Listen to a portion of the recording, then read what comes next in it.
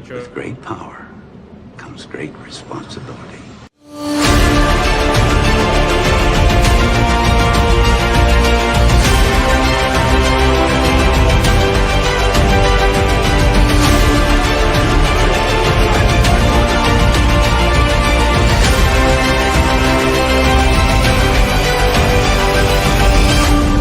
Let's go.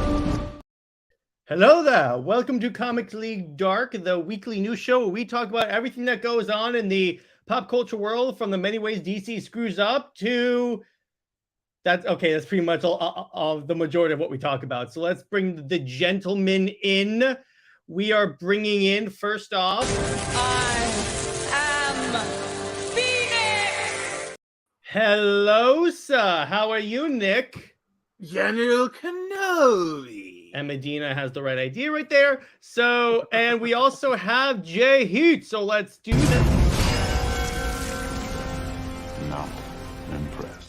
I gotta say, of course. I gotta say, as happy as I am with Nick's intro, you kind of have the best one, JJheat, because that scene. I'm sorry, I'm just not impressed. What's up, David? How you doing? What's up, Medina? Begins. Finally able to come to the stream. Yeah, what's up, dude? So we got a packed show for you all today. So first off, this is a topic that Nick actually recommended in our group chat that I wanted to talk about. Apparently, D&D is imploding. So Nick, and by the way, what's up, Tavia? And Brown Destroyer, explain to the moment audience of silence for all the memories of 80s and 90s kids everywhere. No, yeah. I just want to get right into the topic. Go ahead. D&D. Okay, first off, I am a fan of tabletop role-playing games. I'm not like a big fan, but like it's always something that I've enjoyed doing. It's always been near to my heart. So for those who are not aware, the Wizards of the Coast has this thing called has had this thing for the past 20 years called the Open Gaming License. Basically, it's like an open source kind of like Creative Commons kind of thing where people can create content for D&D and not have to pay licensing fees and make money off it. And there are people who make careers. There's $1 million Kickstarters that are done off of it. It's been honestly a really good thing. It is. Oh, wait. I don't want to interrupt you, but I really have to do this because we have our queen in the chat. So I kind of have to do this. I'm not going to do the Super Wonder thing. I had to. I'm going to give you, I'm trying to find my Snyder Queen intros. Let me find my right one. Also, real quick to answer Brown's question. D&D stands for Dungeons and Dragons. Mm-hmm. Actually, you know what? Here you go, Snyder Queen.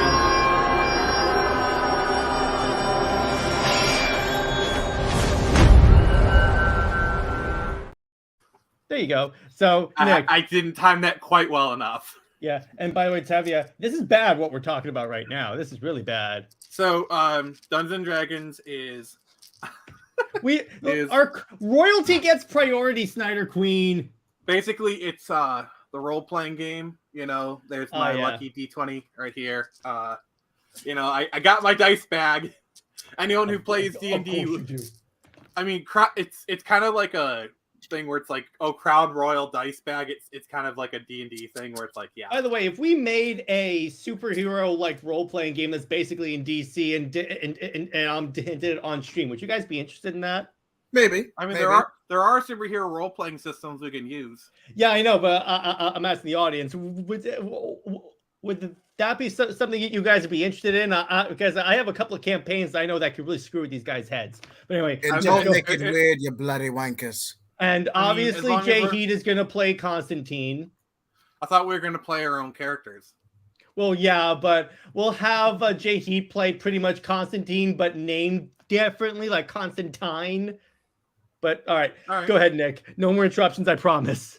I mean, we'll just yeah. So that's kind of been running for 20 years. It's basically been a rising tide lifts all ships kind of scenario, and so Dungeons and Dragons. Basically, they just got like a new CEO in who's like a Microsoft exec, and a few weeks ago they made the statement D&D is very under monetized. Now, anyone under monetized? No, I know what you said. I'm just like, wait, what? No, that's like saying Warhammer's a cheap hobby. I just want to make sure I understand this. For years, a lot of creators, a lot of people came into their own for what was essentially D&D inspired fan art or commissions or anything like that. No, So- we're talking like full on rule books. They're talking about like thick ass. Sorry. No, it's thick, fine. like really thick. Like I'm trying not to. I appreciate that. Like the really thick rule books that people are doing like these Kickstarters for Indiegogos, making lots of money. Like people, it's like their job. Respect And the this is hustle. a lot- Continue. Yeah, For the Empire. for the Empire. Oh yeah, I thought we were talking about Star Wars. No, we're talking about Warhammer. That's also the Emperor. So Okay, that works. So basically, undermonetized, and anybody who is familiar with like the video game space knows how much of a harbinger of doom that phrasing is.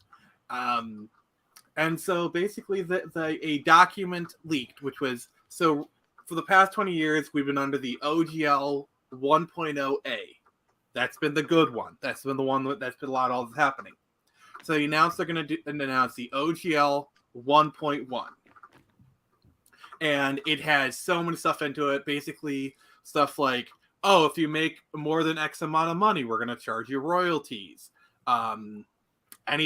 Basically anything you do, we can just take it and sell it on our own. oh, like boy. a lot of very draconian, like really bad stuff. And it was starting to cover live streams. Basically, like they were threatening Critical Role because that's like I imagine most people here probably heard of Critical Role. This is a Critical Role is probably one of, if not the biggest reason why D&D has seen a resurgence within the last 5 years. Oh yeah, absolutely. I agree. And I agree. That and Stranger Things. Yeah, for sure. And so people got rightly angry, and then like they announced, oh, we're gonna do a live stream about it, and then they canceled the live stream, and then like more stuff about like, hey, if you cancel your D&D Beyond subscription, which like their digital portal, so people have been canceling like that. Now they put out a statement, and they tried. I know we're not supposed to like talk politics, but this is kind of important for the point to kind of grab. Yeah, go ahead. They basically try to use the shield of like, oh, we did it because people were making campaigns that were hateful and big, they try to use the woke shield, if you will. Yeah. I'm not going to go into the politics more beyond that, but like, it's important. That's fine. Just so you know, that I'm fine with. I'm just saying, but that is the most asinine thing they could possibly do. I hate when companies do that. They go when they make a decision that pisses off everyone, and then they hide behind, we're just trying to be inclusive. Now, let's just say this. Let's just say this. So just Medina so people, has it right. Jared instituted a rule that there's no politics on the show. I'm respecting that, but he said only if it's for a point. Like, let me clarify that we're not going to take any any positions on a particular political issue. We're just going to give, if it's pertaining to what we're talking about, we're just going to give you how that like debate or anything like that affected the piece of content we're talking about. Essentially, we're going to be as objective as possible. Yeah, exactly. Like, for example, they literally mentioned at least 3 times in that document. Let me do you want me to pull up the document so we can show it? Yeah, you can. Okay, so I just want to address this. What James Gunn said is that there was a toxic minority in the Snyder community. That's who he was talking about. He was trying to be as nice as possible. So that's the one part where I'm not going to like bash James, because all he was saying is that there's a toxic minority in. He wasn't saying that the Snyder minority is he wasn't saying the Snyder fandom is a minority. He was saying the toxic part is a minority, which when you think about it is more than Warner Bros. Has given us in the past like 10 years. I'll say this, and I'm only going to say this one time. James Gunn should have just kept his mouth shut until The Flash came out. That way, That way you won't have to waste time on deflection or PR campaigns. Just don't say nothing. To be fair, claiming the Snyder fan base is toxic is literally the usual. It's the usual attack against them. That's the go to. Sign off. Hamada. All right, I'm going to be sharing my screen here. there's a couple of other things like yeah, the only thing he did do is like refute the whole Superman casting, but yeah, he has been really quiet, probably because Warner Brothers told him to zip it. That's putting it nicely. Yeah, So I wanted to say it another way, but I have to obey my own rules. All right, so yeah, yeah, and then here's the other thing that's kind of the other point that is literally BS is like no one was really using it for blockchain games or NFTs. Like I'm there might be some people, but like very few people. The other thing I want to mention is basically they made it so that the OGL 1.0A was null and void. They basically canceled it out when if you look at the 1.0, legally it can't be. So like we're getting this, there's a lot to unpack with this one. I'm trying to think. And then here is literal number 2. Of course. There's let's see here. But here's what I don't understand. You had such goodwill with the earlier policy for so long. You had a lot of new creators. You had more freelancers. You were really helping not just the gaming industry, but arguably comics as well. So it's like for a means for us to for the for steal because that was part of it. Let's see here. Let's see. You're not at least with a royalty structure. You could at least be subtle and use certain pretenses. Give a little money, pay a licensing fee, and do something like that. But you're not even and this is the really part. This is second. You're going to hear people saying that they won and we lost because making your voices heard forced us to change our plans. Those people won't be half right. They won and so did we. That is so freaking petty. That is God. like that is you can't fire me, I quit energy. Hang on, Nick. That's crossing the line. I know you got a better clip than that one, Jared. Come on. Yeah, I do. I'm trying to find a good one. That was just the one my mouse was on at that moment. Actually, you know what? This is really what West of the Coast was like. You ready? I'm so sorry. It's just I'll take it. It's so the fact that they like I mean they mentioned like the hate stuff twice. It's very bad. Yeah, it's heavy. It's not even a deflection campaign at this point. This is a borderline cop out. And Medina asked a really good question, by the way. What is it with these companies and their egos? I mean, we've been dealing with this with the Snyder fandom too. It's more common than you think. Yeah, it's more because these people think they have all this power, and it's like with the Snyder with the old Warner Brothers regime. They thought, and what's up, Warner? They thought, Lauren, sorry. They thought that they were like that they were better than Snyder, but they didn't create anything that was better than Snyder. And then when they released the Snyder cut, and everyone saw how much of morons they are, hey. Hey, all right, Snell, good to see you. What's up? But yeah, when the Snyder Cut comes out and we see that they're all freaking morons, they were like, wait a second, we could have gotten this in 2017 if you guys hadn't screwed with it, and you guys suck, okay? Birds of Prey and the Emancipation of Harley Quinn alone. So there's two other little wrinkles to the story. Nick.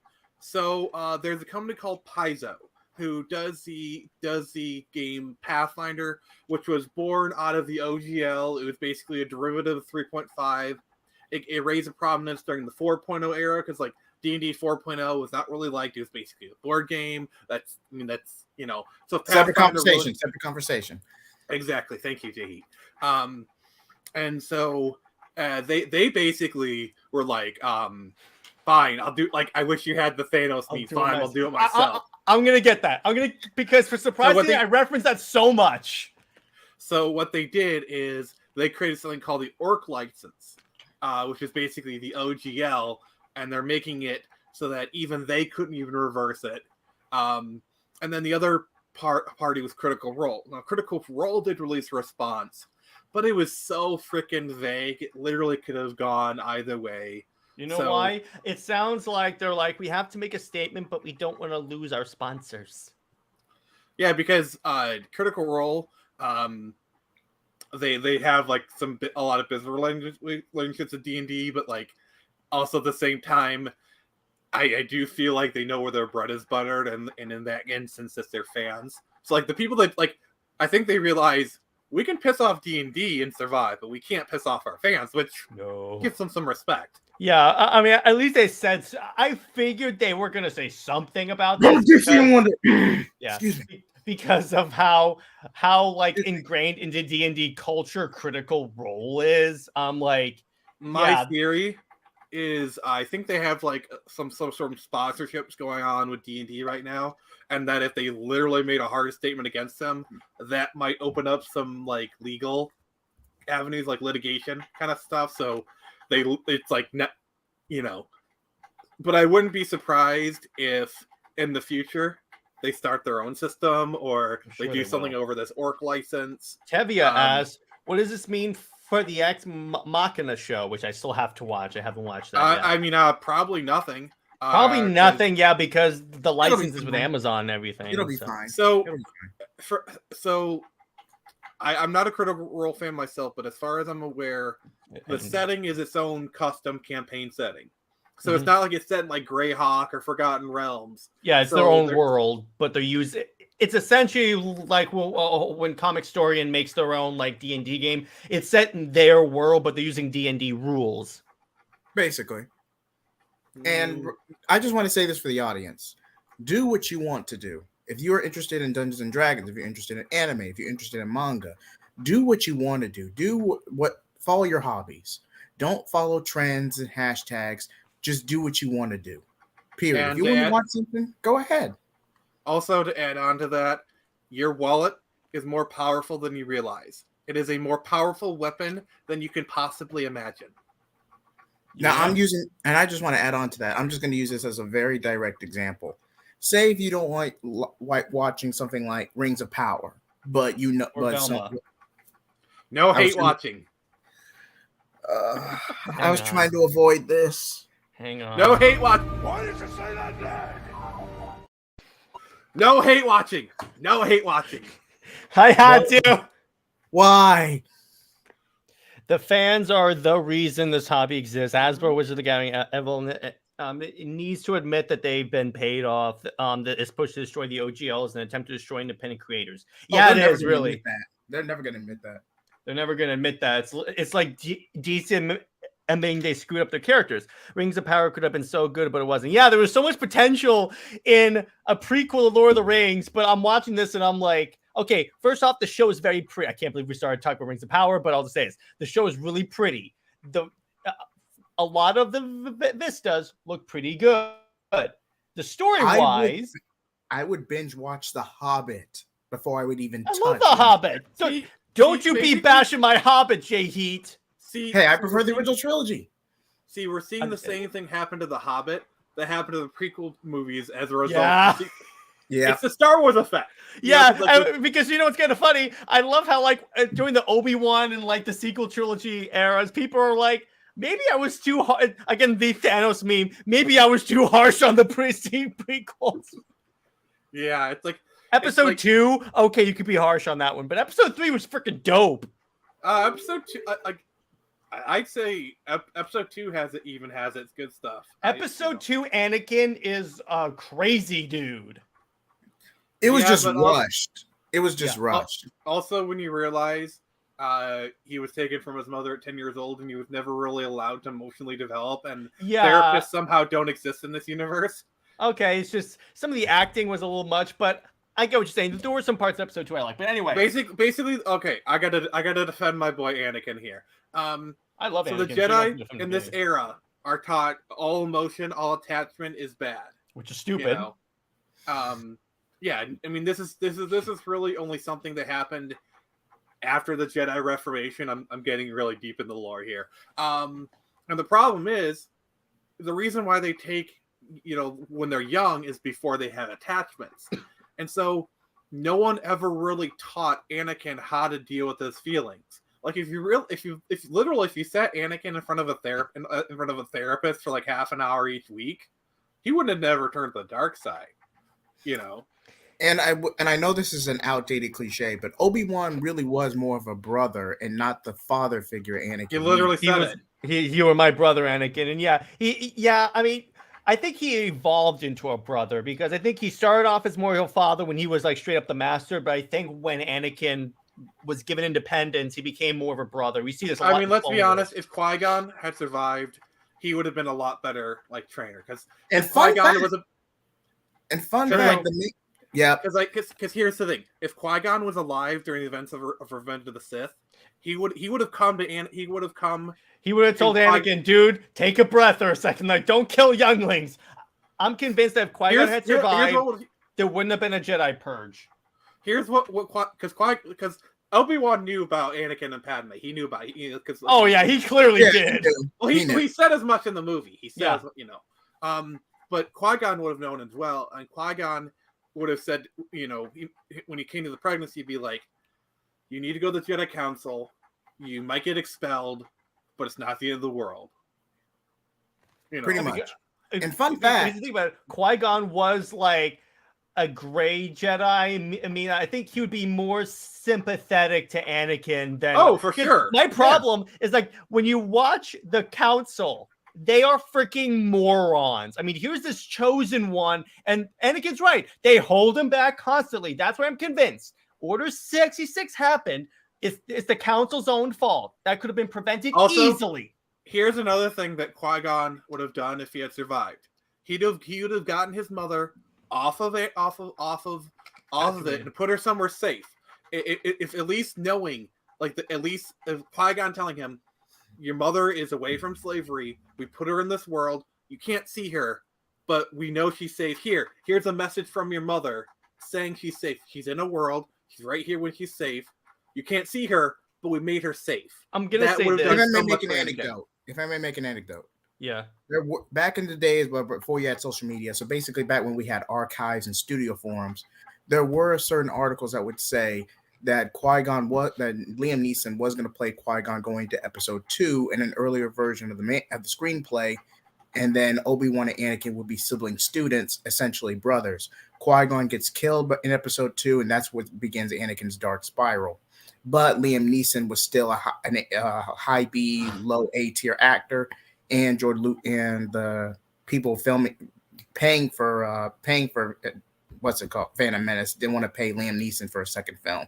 So he just killed him on the first one.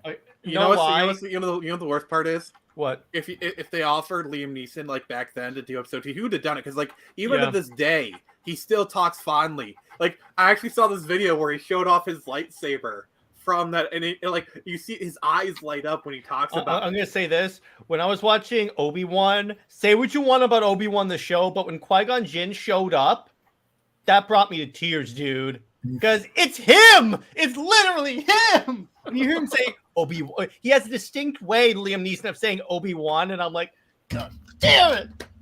I guarantee you, the show may have been a little boring, but thank you so much!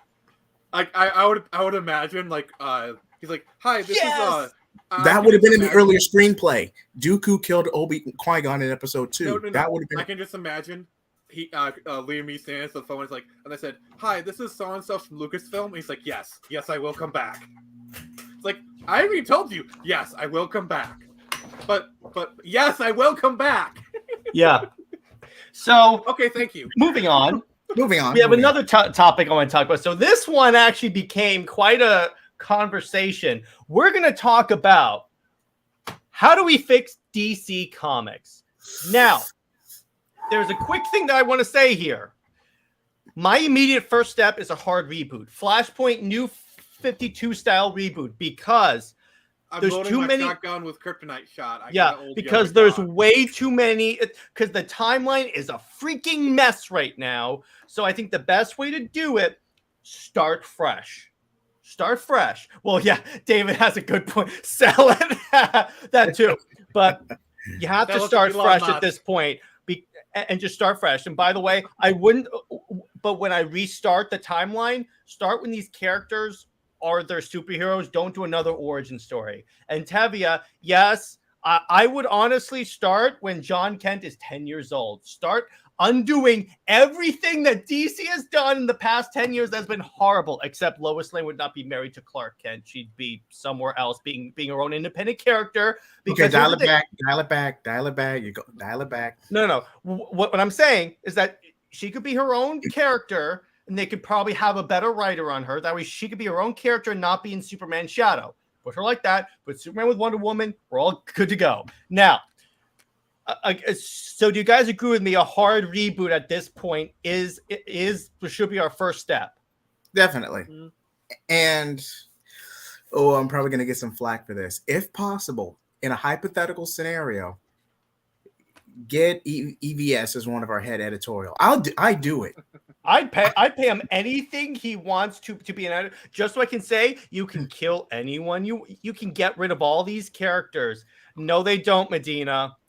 No, they don't. Refer to my video I put out on. Can you highlight our 8 Snow Spicy take? Yeah. So she says, abandon it. Let it go. Don't give money to people who hate you. Do you see that stripper ex-girlfriend? No. But here's the difference, though. We're approaching this as if we were the guys in charge. So first off, what we're going to do is we are going to put out a Twitter on all the social medias, an apology from DC to all the fans, apologizing for the crappy stories, for our writers being morons on social media, all of it. And then what I would do, I would establish an office of DC that monitors the staff's social media. So if they post anything that's like insulting to the audience, they're immediately brought into the office. And honestly, whatever series they're writing is instantly canceled. You have to put the fear of God in these people. And then it's announced on Twitter, like imagine they get into a Twitter fight and all of a sudden DC comes into it like you're no longer an employee of DC Comics. Well, what I would do also is that if like someone like Tom Taylor was like feuding like cancellation rumors, and he goes, "Well, no, we just decided this and this," I'd come in and say, "Nope, it was actually canceled." I would basically do what James Gunn is doing now, but directed at DC. And then what I would do, and then I would honestly tell people, okay, if a book sells below 100,000 copies, you're done. So no rebrands, no pity series. No rebrands, no pity series, no whatsoever. Completely done. I'd lower to like 30 or 50,000. I'll tell you what, start at 50,000, and as we gain momentum, maybe we can increase it. Because comics, go ahead, a good comic sales is now 20 to 30,000. Like that's a good month. I would do for your average comic. 50, but here's why I'm putting it so high, because there's a chance that with these steps, DC could get sales up now. My final step is I forget what my final step is. Okay, so I was doing below 50,000, and then I put it at 20. My metric would be 20, but like I don't have like the average sales, because you got to remember some of these like high stuff are selling even the 15,000. Oh, one more thing. Stop with the variant covers. Like you can have like 1 or 2, but I don't want 20 for like one book. Oh, I remember what I want to say. These people still think it's the 90s. And yeah, exactly. And I remember what I want to do. When you come to DC, it doesn't matter who. I don't care if you're Brian Michael Bendis. You start on a street level D-list character. You don't get to start automatically on Superman. You have to earn that right to work at DC. I don't know, because like if it's like a really Bendis. Now Bendis did fall off. You got to give Jared that. But that's where you vet better, because like if you have, like for example, if Todd McFarlane came to DC, I'm not putting him on Transformers. I would put him on Justice Batman. League Dark, honestly, because it translates good with Spawn. I'd argue Batman. Batman. No, it's the same thing. Like it's the reason why they brought in Mark Silvestri in there. I had him work on Batman. You have these people who are really good. True. You gotta vet them better. Well, but I'll tell you what, maybe John Constantine, if you really. And my last step: do not give one writer control of the entire line. Like, don't give Bendis Superman and Action Comics. Don't give Tom King Batman and Detective Comics. He didn't have that. I'm just using that as an example. This is where I'm gonna say, if they've earned the right, like let's say like for example, Chuck Dixon came back to DC Comics. And sold like 100,000 copies of a consistently sold 100,000 like of whatever character he was writing. Yeah, you can bump up to Batman. Tom McFarlane on Green Lantern. That's an interesting choice. Oh, also, and yes, Tevia, we're also going to have a better editorial that will be able to tell these. I will instruct them. I want to see Tom McFarlane do Swamp Thing. Oh yes, and you know what I would do? I would tell these editors, okay, if these ideas come out and they're super like, and we get heat, like severe heat, like we get every day, you're fired. So in other words, I'm going after the editors themselves. Their job's on the line too. I got it. Well, okay. Here's the problem with that is we get hate mobs from either side. You know, what if you have an artist who's selling well, and because like that's a whole outrage mob in a nutshell. Is you have these people get these outrages and they get someone fired. Okay. So how do we safeguard against, you know, like a Chuck Dixon coming back? He makes a story that like a minority hates, but they raise such a big ruckus. That's the whole point. You were happening. But all over. Okay, so actually, what I would do is I would hire editors that understand the characters more and don't recommend a lot of the really bad stories that we have heard, and understand. Okay, editors that will tell writers, get your politics out of this book. But particularly, it's like if the politics are the complete opposite of those of the character that you're writing, get them out of it. Like don't have Batman avoid someone that's looting. No, Batman's going to stop that. So basically, the fact that comic even exists. Nick. So basically, what you're saying, it boils down to choose better people. Yeah, choose better editors. Because good editors exist. They exist. And by the way, essentially, I would hire a Jim Shooter who's like, if your book's late, it's done. I would essentially have them have another Jim Shooter, because that's what I think we need nowadays. Well, Dan Slott will be out of a job. Yes, exactly. Oh, no, tell Dan Slott to delete your Twitter. Also, let's be fair. Jim Lee would be out of the job because Jim Lee is Mr. I can't make a deadline to save my life. Well, with Jim Lee, I would save him for like making promotional stuff, like posters and stuff, and essentially have him be the face of DC and going out to the because he's good at that. But I would only put him on like a specific book if if it's something that we really, really, really want to hype. And by the way, Snyder Queen, and you're yes, it's called being a bad writer. And if you're okay with issue 3 being delayed 6 months. Well, I would have him do like one issue books, in other words. But Snyder Queen, what I mean by that is that a lot of these stories that we get are also, yes, it comes down to the bad writer, but it's also like due to the editor saying, can you do a story like this where Batman clearly sees a looter and goes the opposite direction, says they have insurance, even though Batman would 100% like take out that looter. Can you do a story with Batman and Catwoman where Batman goes down on her? Like, come on. I want to see that. JJheat, what's up? Thank you.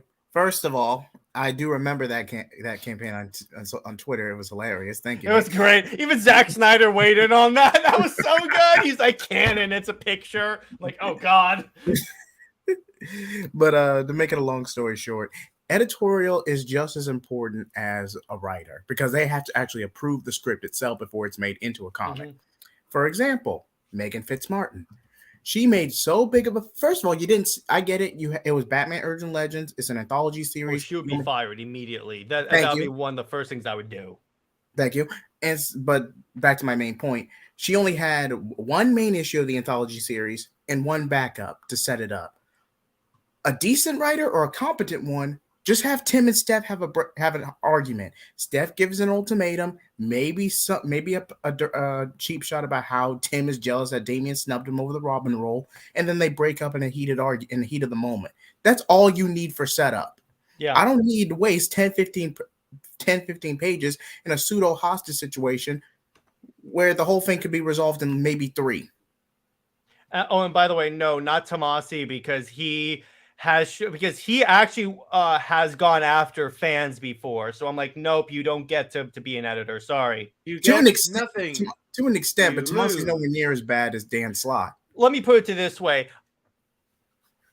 he would be my choice if no one takes up to pick the job. So I would be like, I would consider him, but I would say you can't go after fans they prefer like Superman and Wonder Woman because he specifically went after fans for that. And I'm like, you're never gonna let that go, are you, Jared? No, this has nothing to do with Superman and Wonder Woman. This has to do with people going after fans. I'm like, you can't go after fans. Just say we're promoting this book. Here's what's going to happen. Here's the creative team. That's it. You're done. Other than that, shut up. That's what I'm leaving it to. Nick, Dan Slott going all crazy all day. And I would tell if I were in charge of Marvel, I would tell Dan Slott either delete your Twitter or get out. Well, first off, I would just say get out. Get out. I get that you did 10 years in Spider-Man, but you have caused a lot of brand damage to Marvel, and you've gone after fans. In other words, if you go after fans, you're instantly gone. And I would make sure, like, say Tom Taylor. We fired Tom Taylor because he was being disrespectful to our fan base. In other words, I would specifically call him out on that. True. Oh, and speaking of Tom Taylor, if I had to keep him, I would say you are now the head of Elseworlds. You just do Elseworlds because that's what you're good. Elseworlds. Just think of an else. Like, okay, Tom, I am banishing you to the Elseworlds mines from hence which you will never return. Well, I would say banish because I would just say this is where you excel at. This is where everyone loves you in. Don't make it sound like a punishment.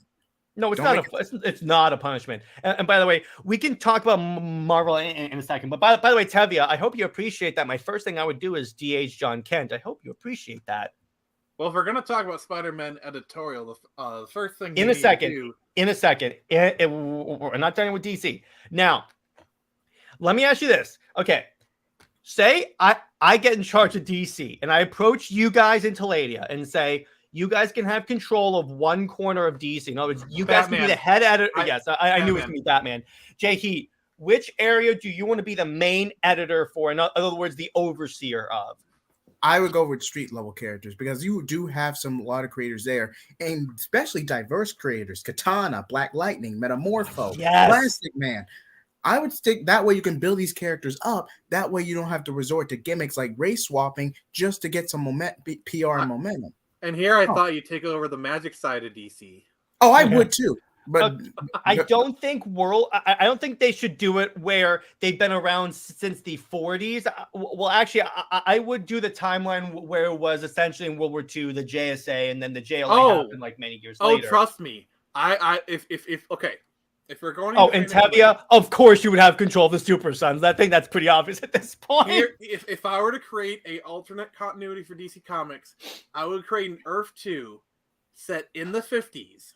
Where it's basically JSA, Just Society of America, a lot of the Earth 2 stuff, but set in the 50s. Yeah.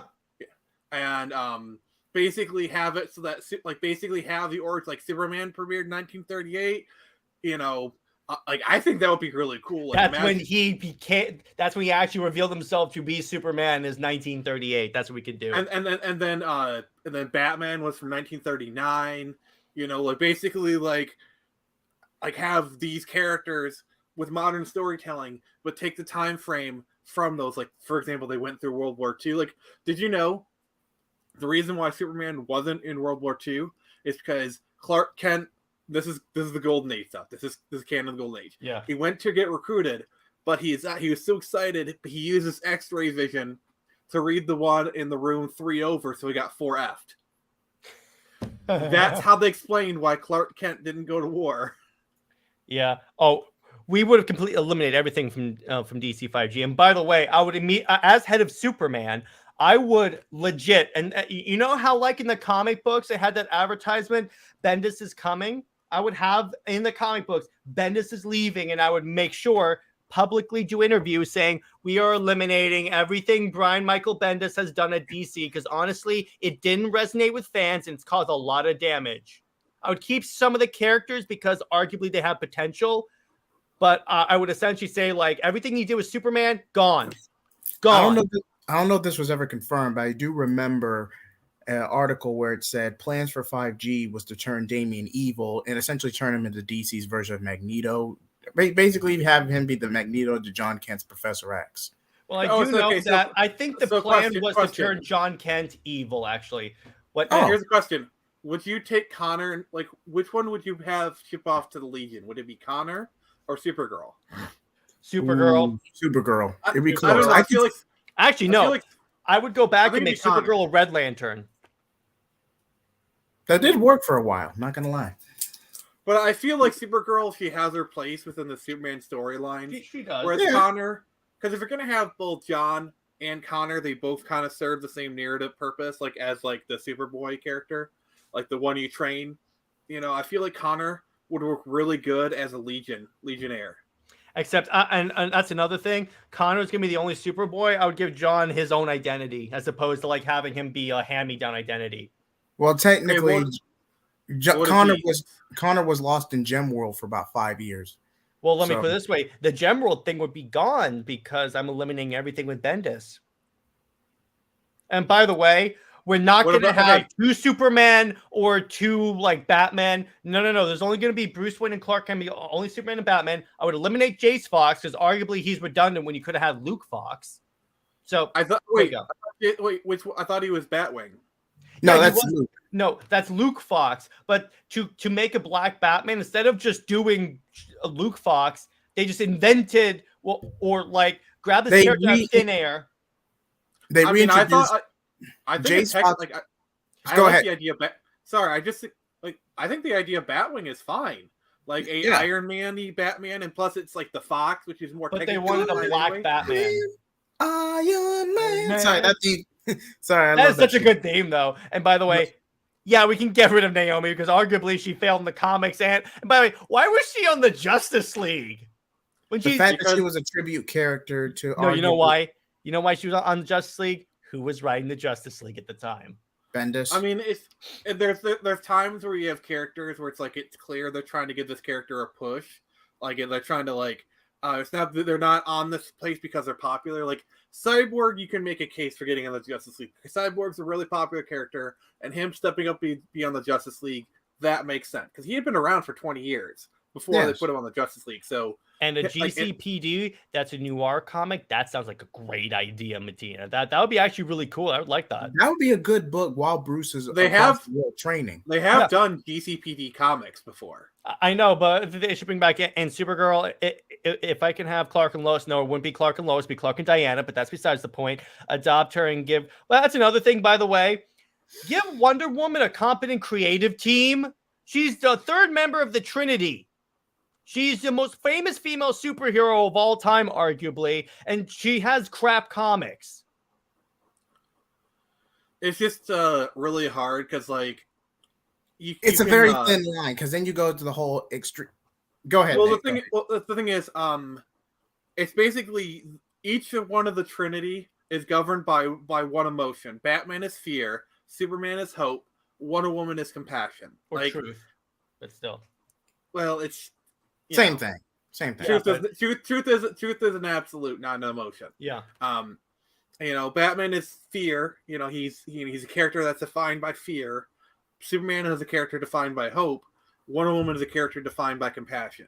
Hope and fear are really easy to write for.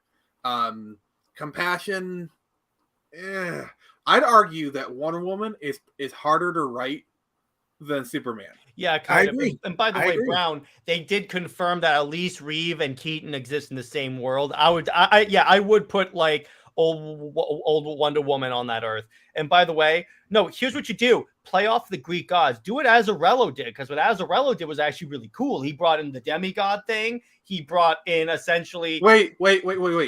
I want to tug on this thread of like the Keaton stuff.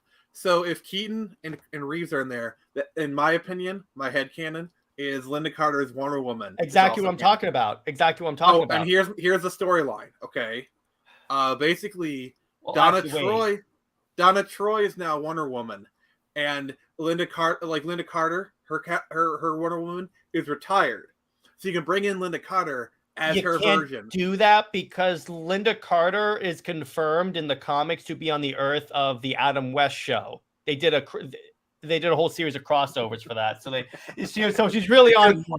She's on Earth BS.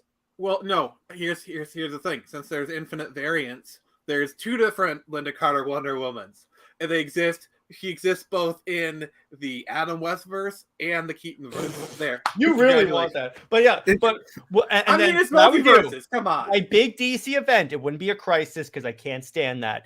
It would be Justice League God War. It'd be when the Greek gods are jealous of the love and adoration that the Justice League get that they used to have in ancient Greek times. So they go to war against the Justice League and take over, kind of like Forever Evil. Didn't they do that in Justice Year 4?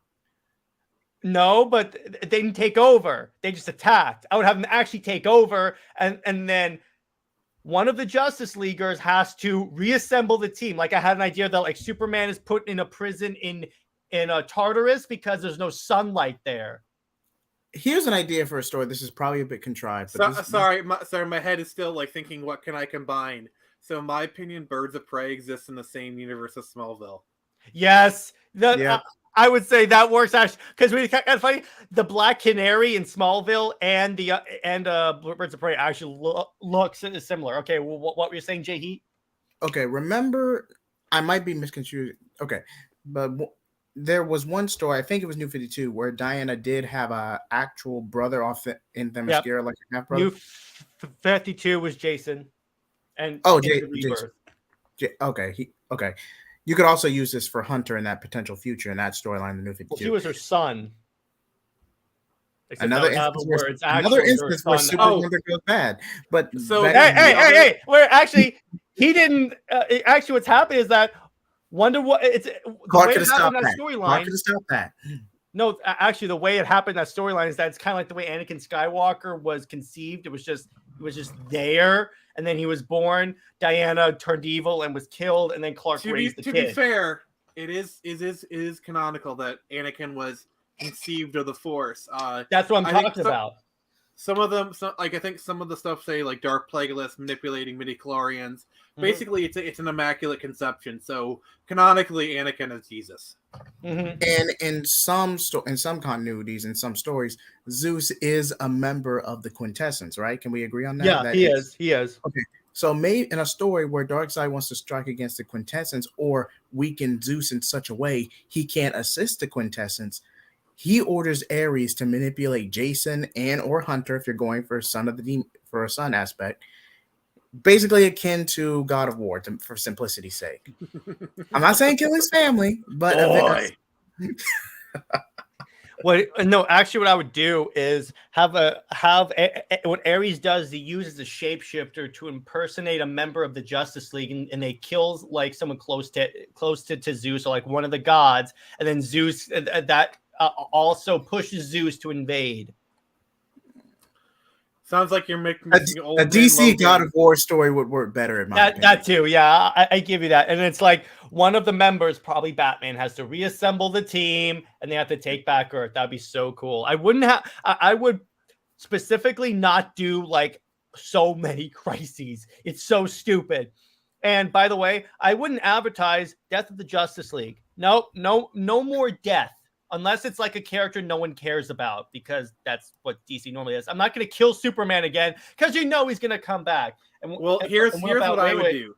One more, Darkseid's daughter Grail. Yes, she would be like she would be the assassin of Ares and she kills one of the gods. I'm sorry.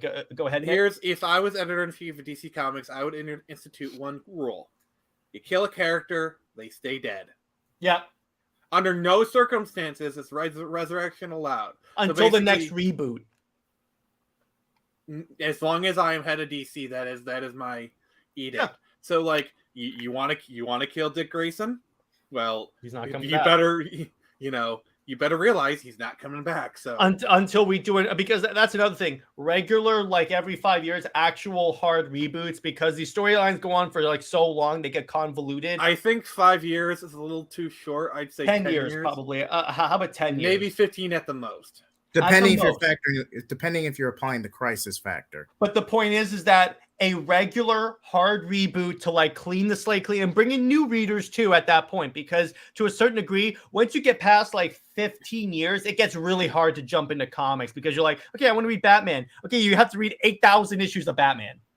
What I would do is when it came time to reboot it, I would create a splinter.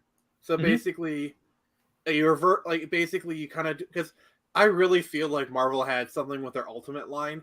I really feel that, I mean, they really screwed the pooch on that one, but like the idea of a separate continuity for newer readers was a really good idea. Actually, that's a great idea. Let me adopt that idea. What we could do is, when we do the reboot, we don't like wipe out the Earth. We make it so we just move over to another Earth for our main like storyline. That still exists. And if we want to, we can go back to that at some point, but we're moving on to this Earth now. I mean, that's essentially what the plot of Convergence was. The fact that like a lot of these heroes were in like little pocket realities and whatnot. Yeah, and I definitely think we should be adopting like an Ultimate line. I still think what DC should have done was use the new 52 as its Ultimate universe, because they totally could have, and just keep that going alongside of the main continuity. Well, and you could have just the good thing about that way. The good thing about doing Ultimate is you can get drastic. Like you like for example, yeah, it's an alternate reality. If you wanted to do a gay Jon Kent in an alternate reality, that would be a lot more palatable. You know, like Jon Kent should have been like it should have been like a Miles Morales type situation. You know. And it's like you can do all these wild changes, and because you still have your main, like the main continuity is for long-term fans who want to follow it for 50 years, you know. We're not saying every 5 years, Tavia. We're saying every so often. I just said 5 years because that was the first number that popped in my mind, but the point is regular reboots. So the other thing I would honestly do is and James Gunn is doing this, collaborate with the people, with whoever's in charge of making the movie, so we can do like prequel comics like they do with Black Adam, or just make sure that the characters reflect how they're going to be in the movie. So that, and I would honestly also try and put an ad, ask if we can put like an ad for the comics at the end of the movie, before the post-credit scene. That way, because we know people are waiting for the post-credit scene, that way we're at least plugging, hey, if you want to watch, if you want to read more Black Adam, here are the comics. I mean, I'd do it before the show, because like they have these ads before the show, like do it like part of the pre-roll. Like, if you like what you see here, like I think like JJheat maybe mentioned this once, where it's like an ad for some of your local shops in that theater. Yeah.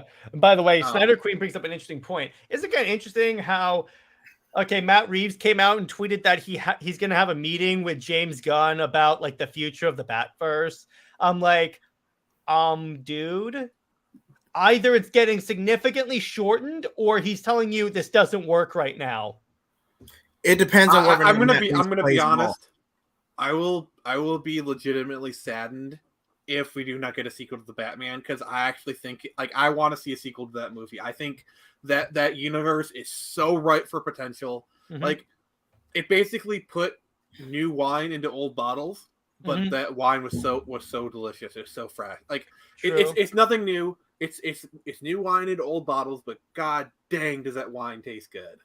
Oh, another thing I would do, Nick, going back to our Ultimate idea, I would have that be a separate corner of the DC offices too, so that we have collaboration there.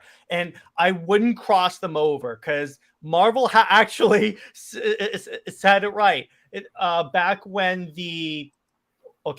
first off, David, it's good, but it's paced horribly. But anyway, my point is, Marvel said that if we ever crossed over the Ultimate Universe with the main Marvel Universe, we're out of ideas. I wouldn't have them cross over, unless, of course, it's like a Crisis on Infinite Earths like scenario.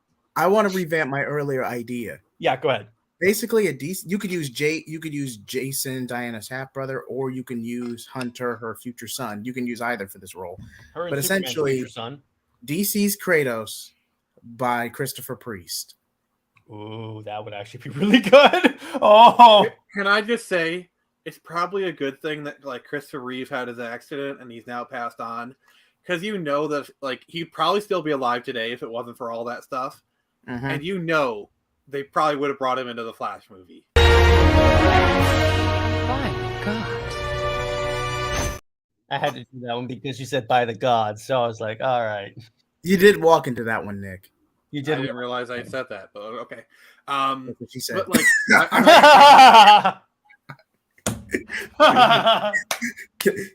I need that as a clip. I need to get that office clip of Michael going, that's what she said. Can we go for 3? But yeah, come on, Jack. Can we do it? I'm really glad. It's probably one of the benefits of Christopher Reeve not being with us, because if he was alive and healthy, they would have shoved him into Flash, and it would not have been good. Yeah. We went for 3. That doesn't even work. I think that we've kind of fixed DC because I think at this point, and if we're very transparent with the fan base, we could actually get back some readers, and I think eventually get to the 100,000 sales. I'm saying start at 50 20 at to the 30 most. is a good starting point. Yeah, start there, and then as it builds up, as we start getting more sales, then we can start raising that to that. So because obviously if we're starting now, we're not gonna be able to reach 100 unless we get a lightning strikes in a bottle, or you can contract EVS. Yeah, could you imagine? Everything. You know what I would do? I would essentially tell EVS, guess what? You have control over. Go nuts. I would essentially have a week where it's EVS runs DC. And what I would essentially say is, okay, you have complete control of Jon Kent, of Tim Drake, all the characters that they have co-opted. And I would say you have complete control. Do whatever you want. You're getting he would actually do the pink kryptonite in Jay's hair. He would actually do that. That would be hilarious. See, the thing is, canonically, red kryptonite is supposed to kill him instantly. The pink kryptonite, anyway. No, is it gold? Is it gold? I think it's gold that's supposed to do that. I'm not. No, gold depowers him. Gold depowers him. Red, green removes his morality. Green slowly kills him, and I don't know what pink does. No, pink turns him. You remember what pink does? Yeah, I know. But it's kind of funny. Makes him fabulous. But I think in the Silver Age, red kryptonite gave him a lion's head. Yeah. Okay. So red kryptonite cannot was basically random, but I think it's kind of morphed into just that gold gold permanently. I got the wiki right here. Gold permanently removes his powers. Blue. Yes, he would. He would just to mess with the people. Because you know what's kind of funny? If EVS ran DC, he could do whatever he wants. Because what he doesn't care about? Twitter outrage. He doesn't care about that. Platinum kryptonite gives Kryptonian powers to humans permanently. Yellow is a hoax. Blue. Wait. Black is on Smallville. Didn't Batman Who Laughs use black kryptonite that one time? Oh my god! Oh yeah, when he turned when he turned his Earth Superman evil and had him and John kill Lois, which was such my god. Okay, I got to read this to you. In Supergirl Volume 4, when Linda Danvers takes the original Kara Zor-El's place and arrives in pre-crisis era, there are the comical scene where Superman is apparently exposed to pink kryptonite, with the implication that it temporarily turned him gay. Wow. That's honest. That's so on the nose. I just. Yeah. Oh, what's kind of funny? I would also tell EVS, can you do this? Can you have someone go, "Oh, you're the son of Kal-El," and then Jon Kent would go, "No, that's stupid." I would essentially bash that series. I would essentially do a meta thing, constantly saying about how much that series sucked. But anyway, so that's pretty much where I think we have fixed DC. What's kind of funny is that all these are really easy steps when you think about it. It's not like this stuff has to be done by rocket surgeons. And I think that this plan would probably take at least 5 to 10 years to get it fully implemented. What do you guys think? I agree. Definitely. Yeah, it would take a minute to get going for sure. Yeah, and is there a famous thing? No. Pattinson is not more famous than Gal and Cavill. No, he's not. I got news for you. No. And the only reason why he's probably still in it's because of Twilight. That's the is I guarantee you, James Gunn were writing a Batman movie, they would have cleared off every Batman. Guarantee you. But anyway, so let's move on. But first thing, what I want to do is, so Nick is almost at 200 subs. So I just want to do a quick thing. I'm going to share Nick's channel in the chat. You all go and sub to Nick because we really want to. Can you screen share it real quick? Flash? Yes, it's 1 second. Can we keep Wally West as the Flash? Yeah, sure. I would honestly have him be the main Flash because he's arguably the best Flash. Nick's. Let me do that. I put it in private chat. Guys, give me 1 second. I'm just putting the link in the chat right here, and then I'm going to screen share it, and then we can do that. Give me 1 second. All right. And by the way, Nick, I just want to say congratulations on the launch of Screecher. JJheat and I are very much enjoying the comic. Mm-hmm. So here we go. So right now I'm at 190 subs. So I just need 10 more people to sub to hit that magic number. And I got 2 main shows that I do every week with my boy Jared here. Every Monday, we've been doing the Avatar rewatch where we talk about an episode in Avatar: The Last Airbender that's been going really good. You guys are responding to that one.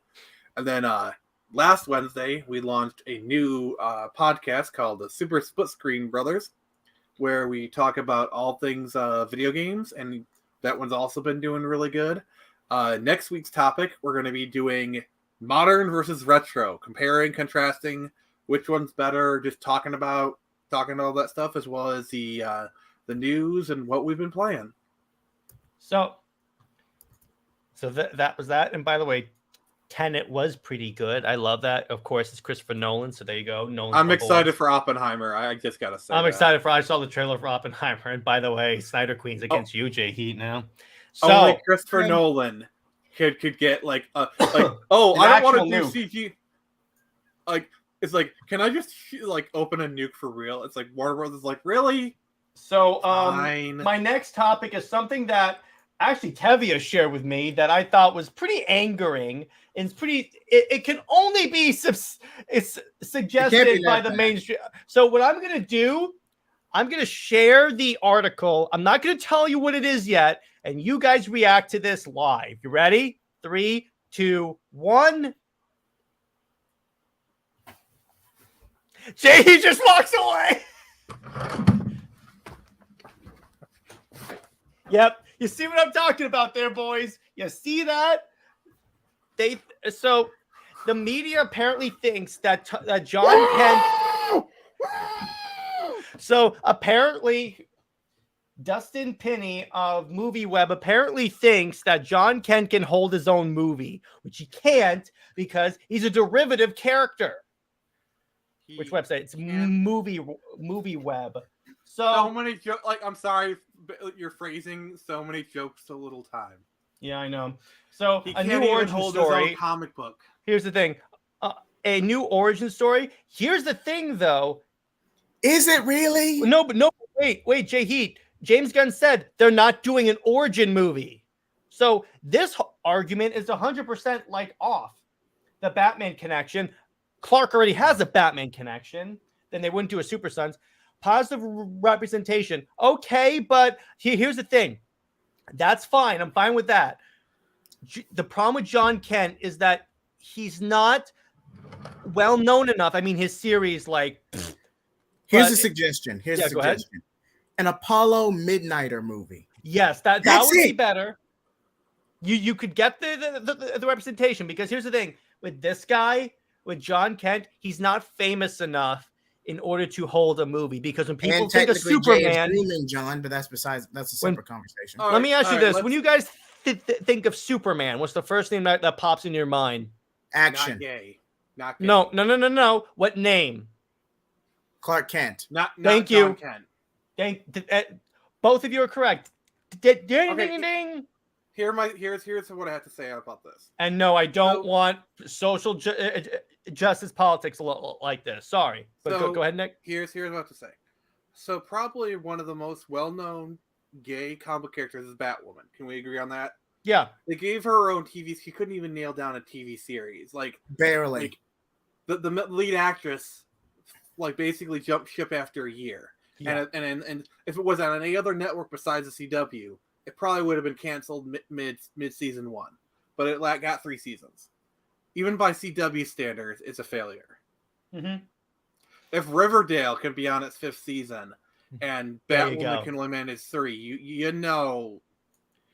And my problem with these people is that they fail to see, okay, just because you have the appearance that Son of Kal-El was a popular comic book series, you think that's going to translate into the general audience. Because when the general audience goes to a Superman movie, they're going to think Clark Kent.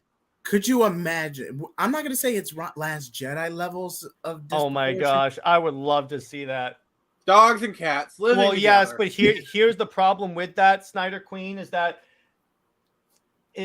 when you do it this way, because if they were to do this and do it the way that Tom Taylor did in Son of Kal-El, it was to the point where it was like on the nose. Yeah, and if you like that cover of him protesting climate change, first off in a universe where the superheroes could solve climate change like that, and while there's a monster attacking when he's Superman, supposedly, like, what are you doing?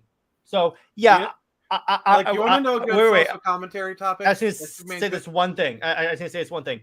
And yeah, Superman has always been used, yes, but the difference is, and this is what I always tell people when they say comics has always been political, but previously the writers didn't make you feel like an a-hole if you had a different perspective on that same issue. So go on, Nick. Well, I was going to talk. Oh, okay. I'm going to add on to what you're saying first, and then I'm going to say what I was going to say. Mm-hmm. So the difference is, you go back and look at like Twilight Zone, which is a heavily political show. It is very political. They never preached to you. It was always here's another path. Like they empathized with you. Like, hey, this is this is what it could be. Because science fiction is speculative by nature. But the problem is all these new political stuff have the subtlety of a brick. Mm-hmm. And that's the problem is people don't like being preached to. Yeah. You can't tell someone what to do. You can suggest it. You can say, like, for example, Jared, I order you to raise your hand. No. Jared, could you please raise your hand? No, you can't tell me what to do. This is my stream.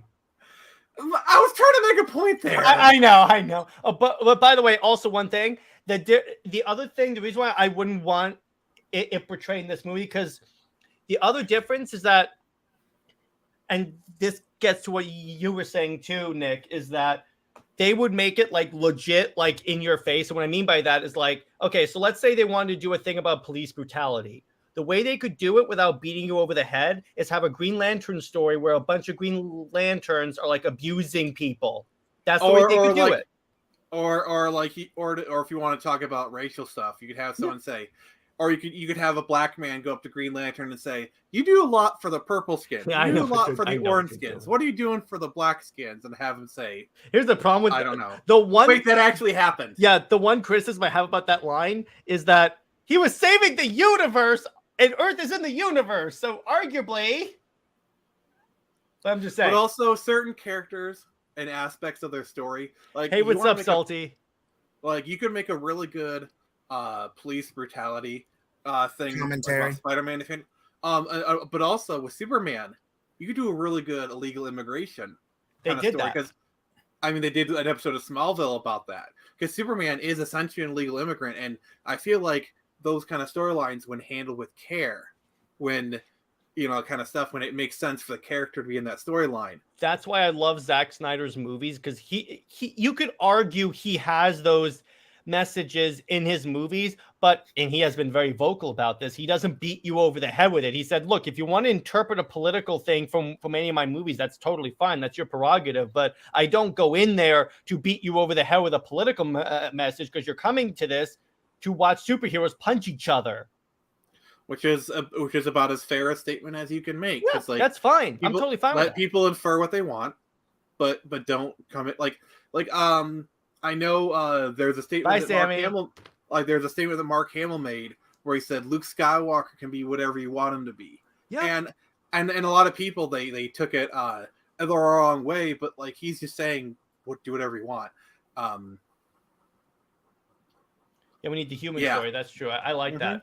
But because that's the thing about Superman is you would think he'd be such a unrelatable person, but Superman at his best is a human tale. It's about a person who is so different yet trying to blend in.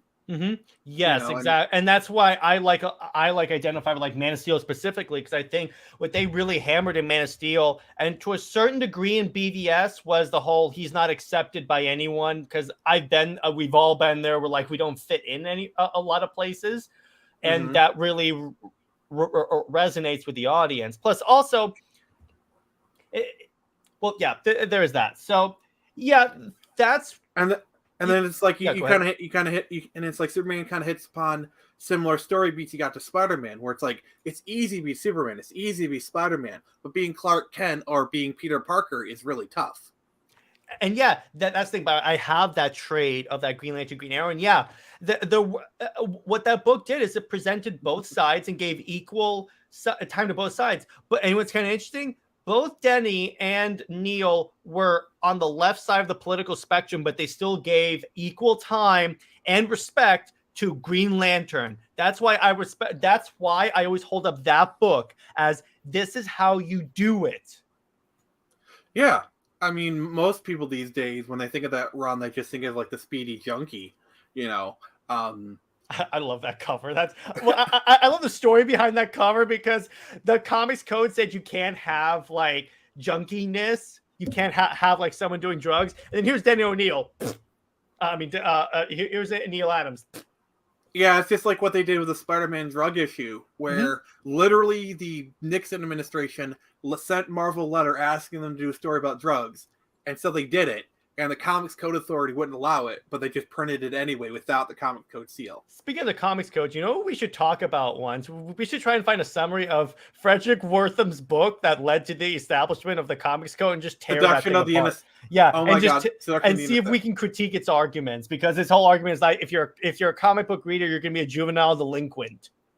See, I know in that book he actually... See, that book was released in the 50s, and even back then, they were doing the Batman and Robin are a gay couple thing, which has led to 50 years of overcorrection, in my opinion. That's kind of funny. That's the original purpose of Batwoman, is that she was trying to dispel rumors that Batman was gay and the original Batgirl. But it's like, I love the irony here that she's become one of the best LGBTQ characters of all in DC, I would say.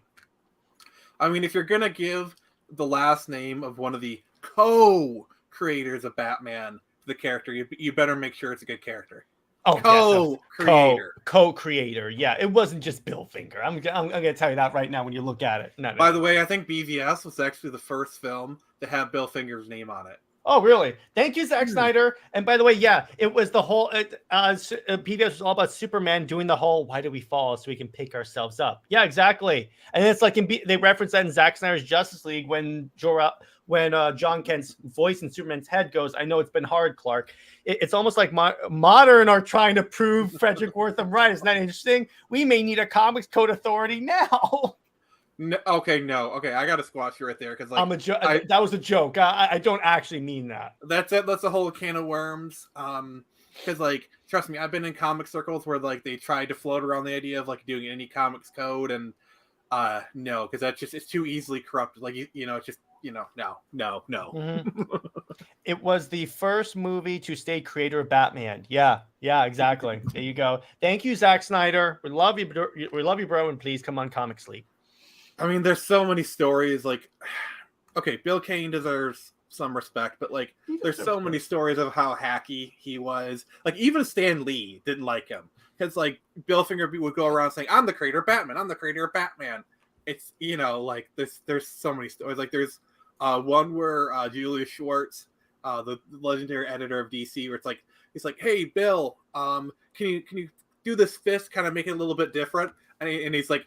Eventually, like, kind of had him do it on site in the offices. Eventually, I think he paid Wally Wood redraw it or something like we want it from the 80s or whatever. This is like in the 60s. This happened. Actually, let's talk about this now, because here's the thing. Okay, I know that because hear me out on this, Nick.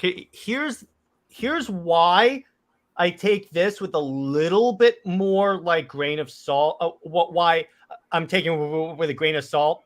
While I don't think it's necessarily going to happen, why I think it's more possible, because Zaslav is selling a lot of stuff, and he's willing to license a lot. He's said we're willing to license everything, including our big IPs. So, and also we know that Netflix would have the money to do that.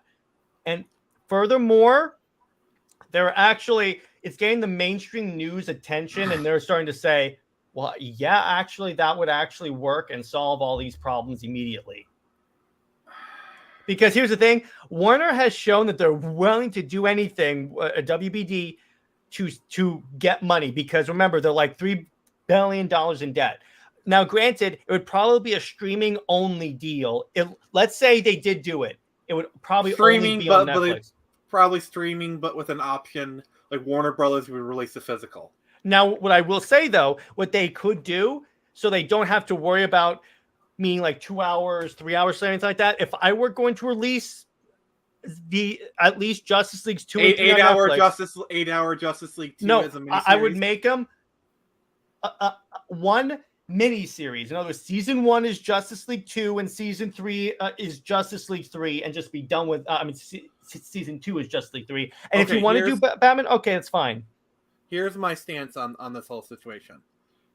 I am pretty adamant that this will never happen, but I've been more than willing to admit if it happened, I'd be more than willing to admit I was wrong. Like if it acts like I like, it just seems so illogical to me, but I'm willing to admit I was wrong if it happens. So if it happens, but that being said, the likelihood, like the mechanics of it, would actually work pretty well. I feel like because like if you tell James Gunn like, hey, you have 8 hours to tell Justice League, just break it up into 1 hour episodes, he could do that, no problem. You mean Zack Snyder, right? Yeah, sorry, Zack Snyder. You know, like James Gunn. What are you talking about? I don't know. I'm sorry. It's late. All good. All good. But like, if you know, like that's kind of storyline that like Netflix excels at. So like, you could do that, no problem. He's already chained to Netflix anyway. Yeah, you wouldn't have to worry about his contract because he's already there. You just tell Zach, hey, even if it's just in a producerial way, you don't necessarily, because if you don't want to like delay your Rebel Moon and like Army of the Dead stuff, you can just come on as like a guiding hand and just guide it, and then like maybe Nolan can direct or something like that. But okay, now you're getting ridiculous. No, but I'm just saying, have someone else direct it if Zach is so ensconced in the Rebel Moon and Army of the Dead stuff.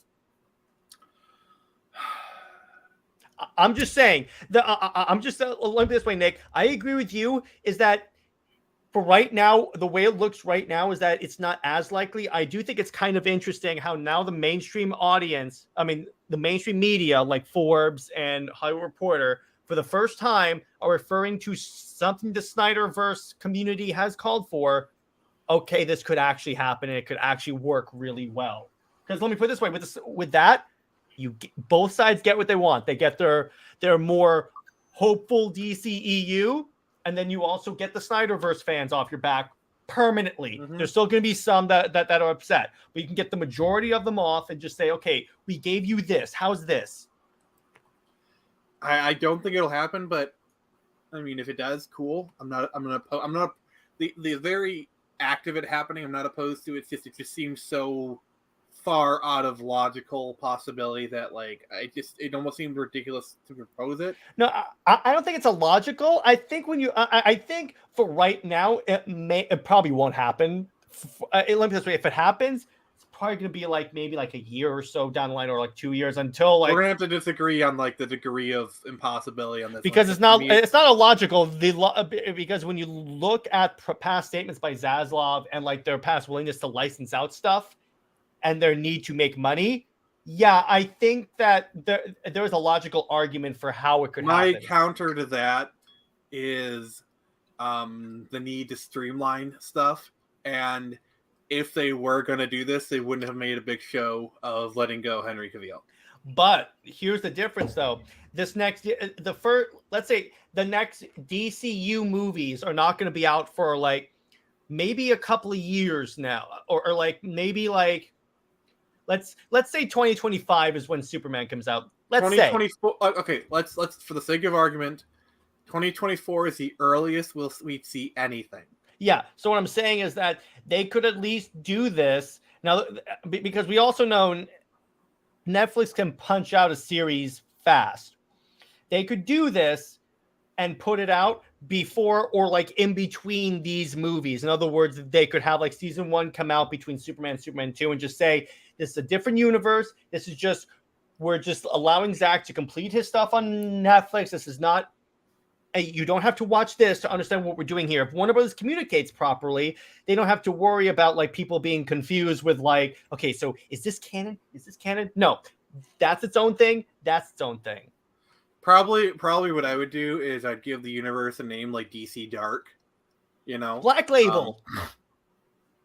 Sure, the Snyderverse is I just call it DC Dark because it just that name rolls off the tongue or a lot better. Or just call it the Snyderverse.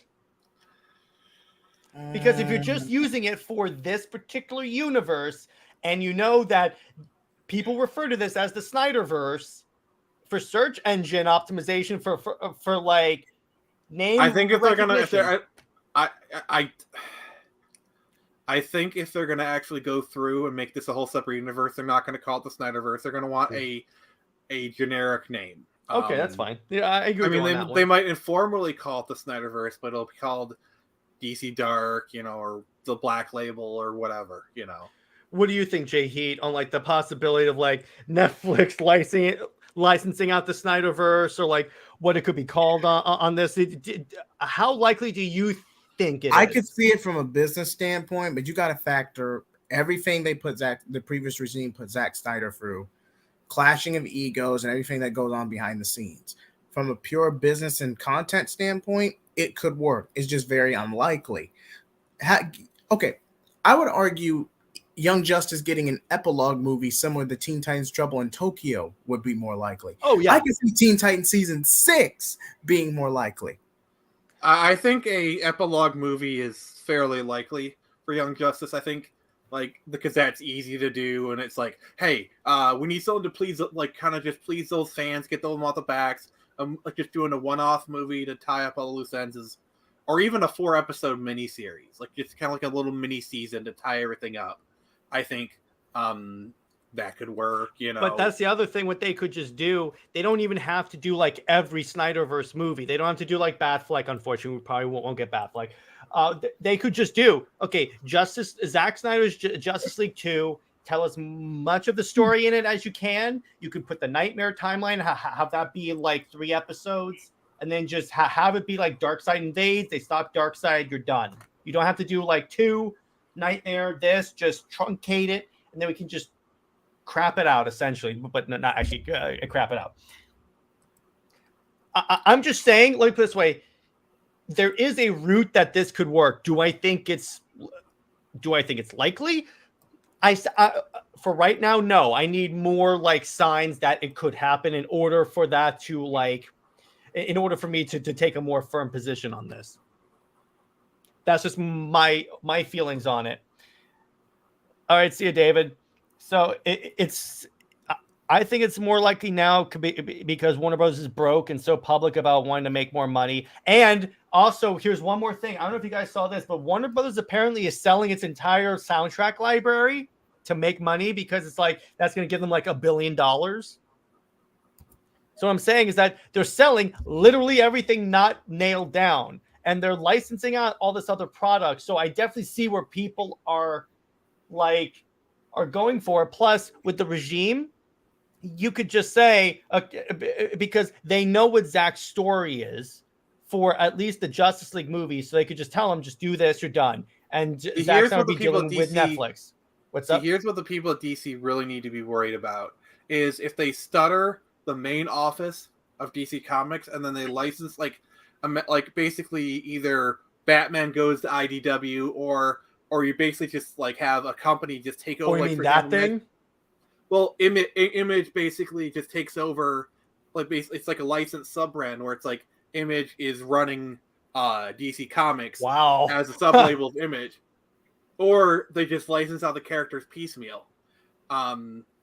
I don't think they would license out the characters piecemeal. I think it's more likely if they were going to sell the comics, they would just sell it and watch them sell everything to Netflix.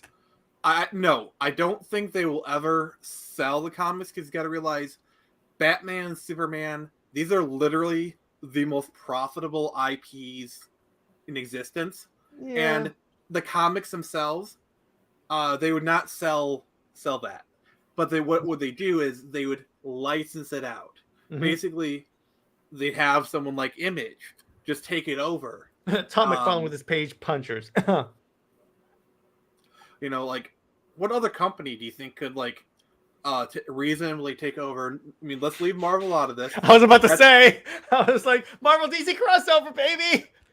I mean, that's anti-competitive. Rebirth of the amalgam universe. Anyone? And by the way, JJheat, I mean, a team up is definitely fine. But what other comic companies, like Dark Horse, maybe? Maybe, yeah, maybe. And IDW is really in financial straits. So I got to give you this for that meme. Yeah. Thank you. That was great. But yeah, I mean, maybe. See, I don't think IDW I don't think there's any other like comic book company that has the money for that deal to license out. You know, because like Todd McFarlane, he's got connections at DC. I mean, literally Jim Lee is one of the bigwigs. You know, you got to start like, you know what I'm saying? Like, you don't think Todd McFarlane and Jim Lee are still good friends? I mean, come on. I think so. And by the way, now, Nick, I know that you wanted to talk about how to like fix like Spider-Man and Spider-Man editorial. Our last topic of the night. Since we talked about how to fix DC comics, let's talk about how to fix Marvel comics. So, Nick, get the X-Men off of the dang island. Okay, so that's the first thing. Fire the entire X-Men staff and tell Jonathan Hickman we will pay you whatever you want. Come back and clean this up. As for Spider-Man, the big thing is they need to get the stick out of their butt. They need to go back to allowing Peter Parker to age. Like, put him back with Mary Jane, undo the whole selling your marriage to Satan thing. Because this whole thing is, like, if they'd allowed to do it, they could have literally had a Spider-Girl, like a 16-year-old Spider-Girl, and, like, they could have done those comics, and it would have been really good. Exactly. Because I think in most... Because, like, you know, have them marry, have a child. Because I think in most of the times when they do have a child, it's usually a girl. So get the Spider-Girl, you know... It's like, I don't really got a problem with multiple Spider people in the universe, but like, make sure they have different names. Like, I think Miles Morales existing in the universe is actually really good. Well, yeah, don't call him Spider-Man, but you can call him like Kid. I don't like the name Kid Arachnid though. I thought they called him Shadow Spider. No, that was Gwen. Oh no, she's Ghost Spider. Yeah, but Shadow blank Spider, it's kind of derivative still. But still. Shadow Spider actually does go with his name because he has like the invisibility power, so it actually... Okay, that's fine. But I'm saying the official name for him is Kid Arachnid. Just want to let you know that. That's why I said that's stupid. They kid flashed him. They kid flashed him. Can DC buy Spider-Man and make him join DC? That's they technically did. It's called Sideways. Wouldn't that be hilarious if like Batman is like chasing the Joker, all of a sudden he gets webbed up? Hey, all they got to do here's Spider-Man on the Justice League. All they got to do is pay Sony. Here's what would happen. Okay. Basically, you're at the Daily Planet, all right? And all of a sudden, Peter walks out and says, "Hey, we got this new photographer we just hired. His name's Peter Parker. Clark, you're with him. Olsen, you're with Lane." And like basically you do the storyline where it's like they don't know each other's Superman, Spider-Man, so they keep running off, and it's just like... In Heroes Reborn, and I mean the version where they turned Marvel into DC, that's what they did. Spider-Man was... Peter Parker was the Jimmy Olsen to Hyperion, who was basically Marvel Superman. It was so funny. It was literally that. It just makes sense to have Peter. He's a photographer. Have him work for the Daily Planet. Yeah, of course. And plus, the Daily Planet is basically the Beagle. Oh, Spider-Man dating Lois Lane's sister. Oh boy, that's gonna be a very awkward family dinner. Lana Lang. No, Lana Lang is not Lois Lucy Lane's Lane. sister. Lucy Lane. Sorry. Yeah, she was in Superman and Lois. But no. He dates Kara. Oh boy. And then she's like, okay, so she's like, I'm gonna bring you to meet my cousin. His cousin's Superman. He's like, oh, you're a dead man. He's like, if you hurt her and the eyes turn red, you will be Spider Ash. Here's a question. Yeah, go ahead. With Peter Parker in a Spidey sense, could he dodge the Omega beams? I think so, yeah. Barely. I mean, if Batman can do it, Spider-Man. Batman didn't, though. He got hit, but he chose to go back in time. That's so good. He's the only person who ever survived the Omega beams because they did. No, it's not the Omega beams. It's the Omega sanction, which just sends people back in time. Like, yeah. Didn't they later retcon that? Like Barbados intervened and tried to make. I have no idea. I gotta read. The only reason why I know that scene really well is because I always use that to refute the Batman doesn't kill or use a gun argument because he literally did to kill Darkseid, and as far as he knew, Darkseid was killed. Oh, here's a good storyline for you. So Wayne Enterprises is being sued for like malpractice, and in the courtroom, and they don't know who the lawyer is on the defense, and in Murdoch. And it's Matt Murdock is suing Wayne Enterprises for like. And Wayne is being defended by Jennifer Walters. Can you imagine that? He's like, actually, no, it wouldn't be Jennifer Walters because she defends metahumans actually, so it wouldn't necessarily be that. I mean, no, but like I'm trying to like, there's not really many like lawyers in the DC universe. No, not really, because you know why? Because Batman just takes him to Arkham. There's no like due process. He's like, no, what do we need lawyers for? Well, let me see here. Where would you put She-Hulk in DC? I got one for you. So Matt Murdock's in Hell's Kitchen, and he's like, he sees some people like they die. They have like these big smiles on their faces, and then like there's this thing, and he opens it like, the Joker is loose in Hell's Kitchen. Oh, dude. Oh, he's dead. He's dead. but no, it's a Daredevil story where Daredevil has to hunt down the Joker. He's dead. Joker's gonna die. Like this way, it's like if you here's the thing. Here's the thing about that. You know who else hangs out with Matt Murdock a lot? It's the Punisher. And if the Punisher is hunting down the Joker's gonna end up with Swiss cheese. Especially if the Joker kills, like, let's say the Punisher has like adopted this little girl, and living with him, and that's like the Joker. That happens again. That happens again. By the way, who would win? All right, who would win? Punisher in the War Machine suit or Steel? I say Punisher in the War Machine suit. By the way, I have the Iron Man tech is better than Steel tech. I'm sorry. Well, and here's the thing. Yeah. Steel has that hammer. War Machine has mini guns and missile launchers. Sorry, dude. Well, the tech is way more advanced. It's way more advanced. Sorry, dude. As much as I love to say DC always beats Marvel, this is one of those occasions where, sorry, dude, I can't. Wonder Woman versus Thor. Wonder Woman. She's too fast, and plus she's the god. She's the daughter of Zeus, so she absorbs lightning. Yeah. So I'm like, dude. It's just going to be like, is that the best you could do? If we were to merge them, by the way. Wonder Woman versus Hulk, I'd say the Hulk wins. Oh, yeah, I would say that. Well, now, Hulk versus Superman, I think that's another discussion there.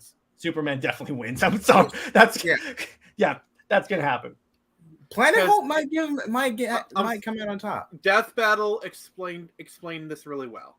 So, Goku is a character that is designed to break limits. What can he do against a character that literally has none? Yeah, like Superman. I'm like, yeah. It's the whole like. You're dealing with a character who, in his publication history, was dragging a solar system on a chain. Okay, I got one for you. Goku versus Wonder Woman. By the way, Wonder Woman, and second off, I have another one. Goku versus Batman. I say Batman. Batman has killed Superman, so by the transitive property, he can defeat Goku. Okay, how would he do that though? Like, I'm actually genuinely curious. I don't know. I'm not Batman. He would have a contingency plan for it. What, an all-you-can-eat buffet? Yeah. He would figure out, because he would be studying Goku for a while before he decides to strike. Because if Batman has beaten Darkseid and survived a fall from orbit, sorry, Batman can beat everyone at this point now. The Bat God is real. Well, who would win, Batman or Captain America? Captain America. Canonically, they fought and it came to a draw. Honestly, I would say it would either be a draw or Batman. Because Batman has fought and defeated super soldiers before, i.e. Deathstroke. If the fight dragged out long enough.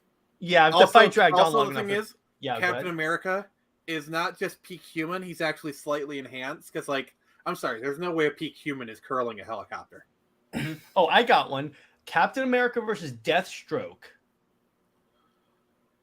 Deathstroke, because Deathstroke has more of the killer edge. Because I think Deathstroke, and I agree with you on that. I wanted to show you guys. I picked up something pretty cool at my LCS. Mm-hmm. Deathstroke the Terminator Volume 2. I love this book so much. And I'm a big Slade fan. You notice how Black Panther versus Nightwing. Black Panther. Absolutely Black Panther. Sorry, Black Panther has superpowers. Okay, here's the question though.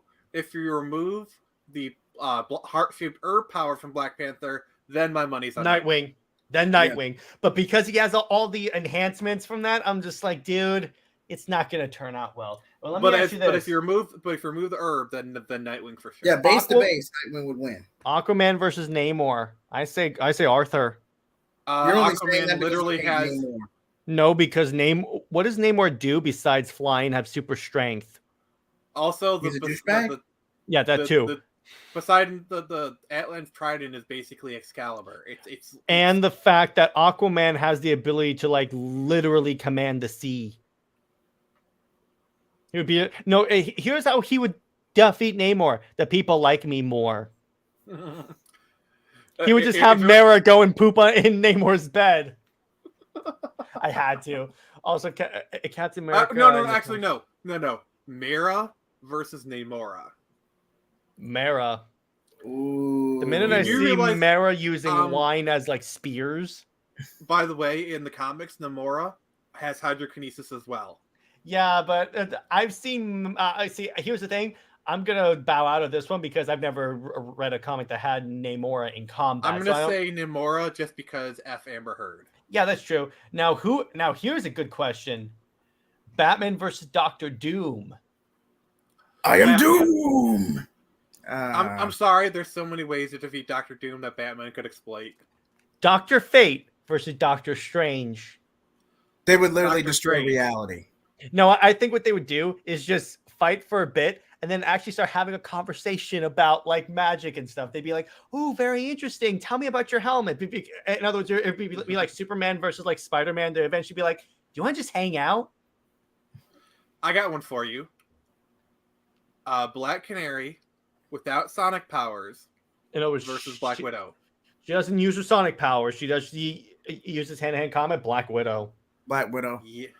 Yeah. Now, Elektra versus Shiva. I would pay good money for that fight. I would pay for that. Elektra versus Shiva.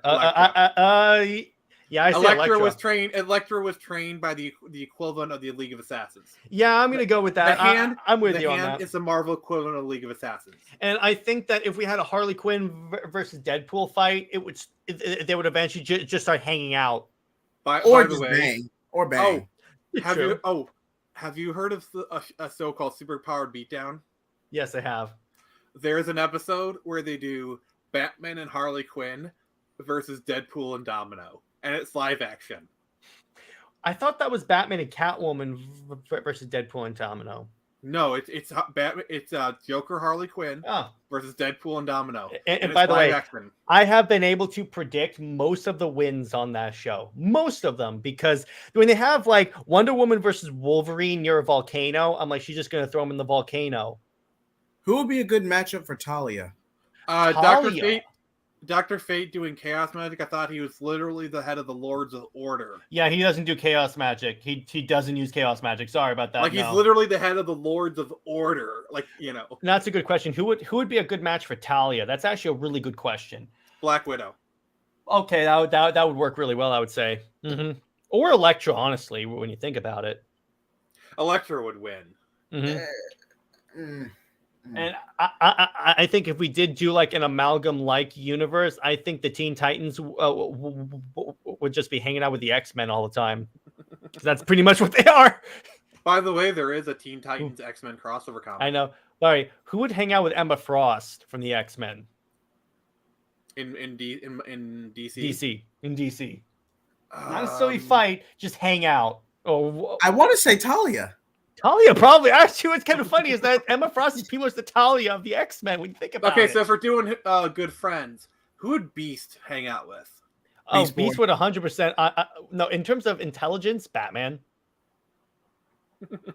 Because, be honest, Batman has interacted with weird I would people. argue Mr. Terrific. And Mr. Terrific. Yes, probably more Mr. Terrific.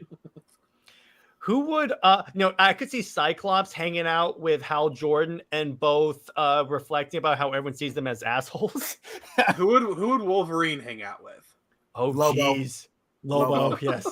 Lobo and Punisher. Lobo and Punisher. Deadpool and Lobo. No, and Punisher, because they'd all be like, isn't killing people fun? No, Punisher would not be there. He you know. Oh, he would hang out with either Slade or Deadpool, kind of. I would say so. Imagine Silver Starfire hang out with. Who would Starfire hang out with? Nick, you're the expert on Starfire. Lilandra. See, hang out is no, because their stories are very similar. They're alien princesses cast home from their planet and having to they'd actually have a lot to talk about. They're very similar characters because Lilandra is part of the Shi'ar race, and she's during the Dark Phoenix saga, she was Xavier's wife. She's basically in terms of people that I want Xavier to be with, it's Lilandra. Okay, but wouldn't she be more like a mentor or mother figure to Starfire rather than probably depending on the ages? But their stories are very similar; they would relate to each other. Who would Deathbird Magneto? Is basically Blackfire. Who would Magneto hang out with in DC? Ra's al Ghul. Yes. I'm glad we agreed on that one. Also, don't say Joker would hang out with Red Skull because canonically, no, he would hang out with Carnage. No, Carnage would possess the Joker. Yeah, can you imagine Carnage? That's a perfect there's a red one. Yeah, there's a red one. Who would Venom hang out with? That'd be fun to figure out. Can you imagine Batman with the Venom symbiote? Yes. There you go. That would be so cool. Hulk would hang out with Solomon Grundy. Either him or Trocitus, and they'd both talk about what it's like to be angry all the time, and then Hulk would get a Red Lantern ring and destroy everything. Pretty much. We'd be screwed. Yeah, because Hulk with a Red Lantern ring. Sorry, that's Endgame style.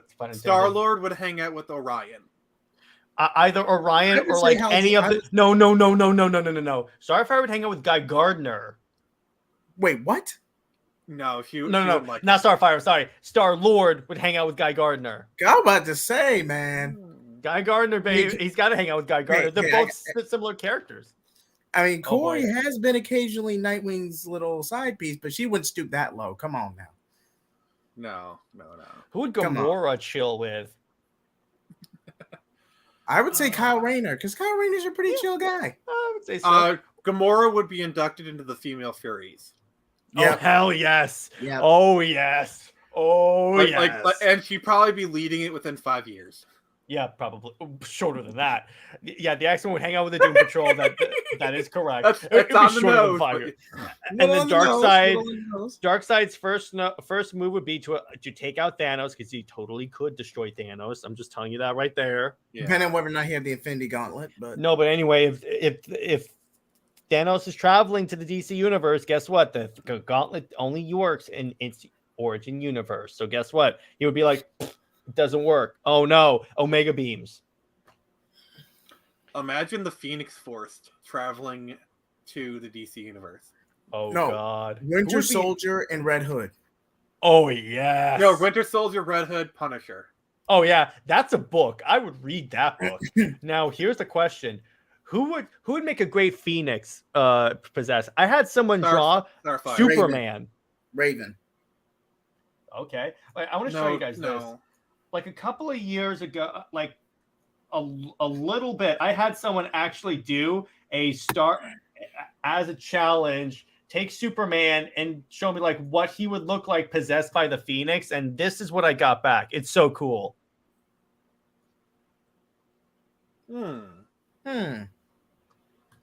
So they're kind of going off of like even the Jean Grey like color scheme when she was Phoenix, so they're doing that. I think that would actually be pretty. Can you imagine a Kryptonian with Phoenix powers? Oh. Raven would hang out with Phoenix. Yeah, probably. I could see that. Molecule Man hanging out with Captain Atom. Actually, I'd say Raven would hang out with Ant-Man. No, Raven would hang out with Scarlet Witch. Yeah. Okay. Yeah. Okay. Because Raven uses chaos magic. I could see Quicksilver challenging Flash to a race and then getting completely annihilated by the Flash, because the Flash is totally faster. You'd be like, what the hell? Depending on the story, Flash would just go out of his way to beat the crap out of Quicksilver, because Quicksilver is kind of a dick in most stories. No, what I could see the Flash doing is he runs so far ahead when he's almost at the finish line, he stops, puts his foot out, and just trips Quicksilver. Yeah. And particularly if it's Wally West. Who would Hawkgirl hang out with, by the way? That's a good one. Dove. So that's basically Hawk and Dove, though. No, wait. No, I'm talking about which Marvel character would Hawkgirl hang out with. So he values strength, warrior. So we're talking DC. Shrek. Not many Marvel characters fit that description. Probably, I would say. Yeah, that would be a little on the nose, though, because they have similar personalities. Magic. Oh, yes. Magic, yeah. That would be so good. Magic and Raven would be best friends. Mm-hmm. Who would Archangel hang out with? No, I'm sorry, Angel. Excuse me. Hawkman. I know it's on the nose. If I can't, all right, it was kind of funny. Superman, Hyperion, and Sentry all talk about how they're basically copies of each other, and then right next to them is I could see this is Wonder Woman and Power Princess over there, hearts over their eyes, because Power Princess is actually dating Hyperion, so it'd be kind of Superman and Wonder Woman. I got you one better. And then like Homelander walks up, hey guys, and they're like, go away, we don't care about you. And then they're like, no. Homelander shows up, and then all three of the Supermen, if you will, just do this, and then just tear the crap out of Homelander.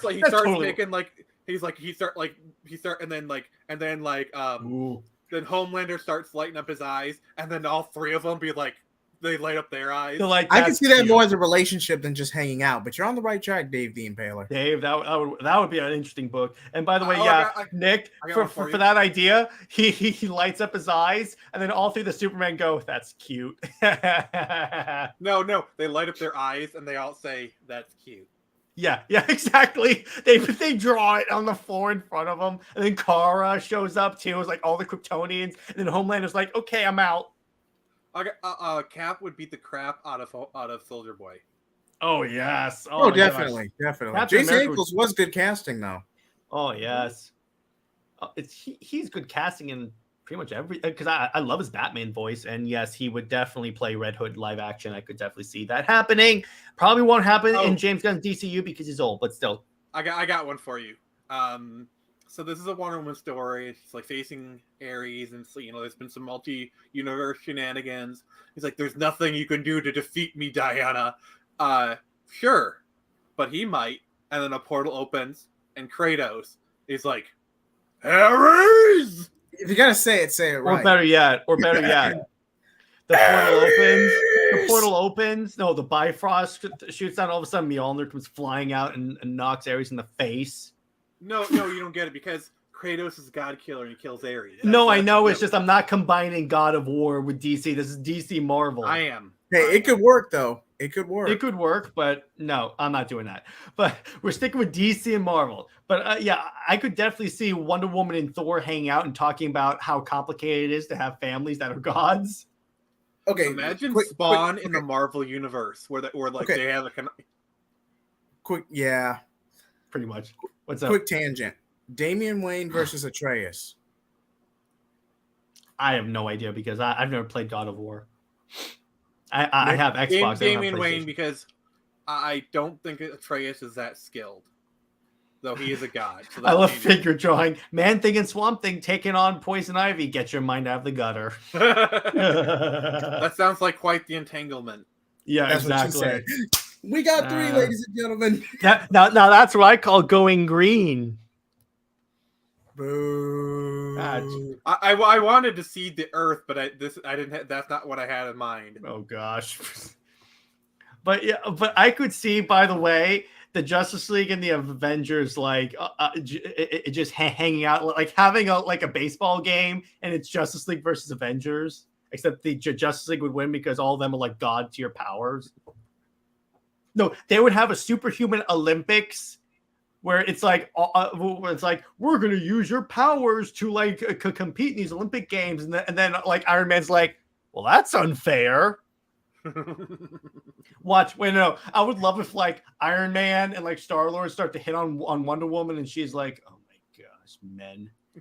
And Superman, so you're seeing the background, Superman's eyes are like almost lighting up red, and he's like, and Hyperion's like, okay, dude, hold it, don't go all injustice on us. Hyperion and Power Princess and Superman and Wonder Woman go on a double date. A little on the nose. Okay, I got Stargirl. Who would she be friends with in the Marvel universe? I would argue X-23. I would argue honestly, no, Kitty Pryde. You'd be friends with Kitty Pryde. No, hang on, Jubilee. No, it's okay. It's so you got Stargirl, Kitty Pryde, Kitty Pryde, Cassie, Wonder Girl. I'm doing like a teenage girl power kind of hangout thing. Okay. Magic, I'm sorry, I know I keep mentioning her. Jubilee. What are some other teenage girls in the Marvel DC universe? Karma. She's an X-Men. But DC universe, DC universe, probably Miko Queen. Okay.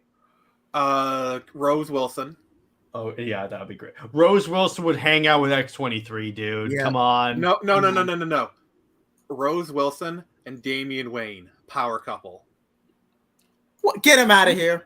What's even wrong with you? Sense. That is so. And you're telling me that Super Wonder and Hyperion and Power Princess going on a double date is on the nose. Jeez. What is that? How is that wrong?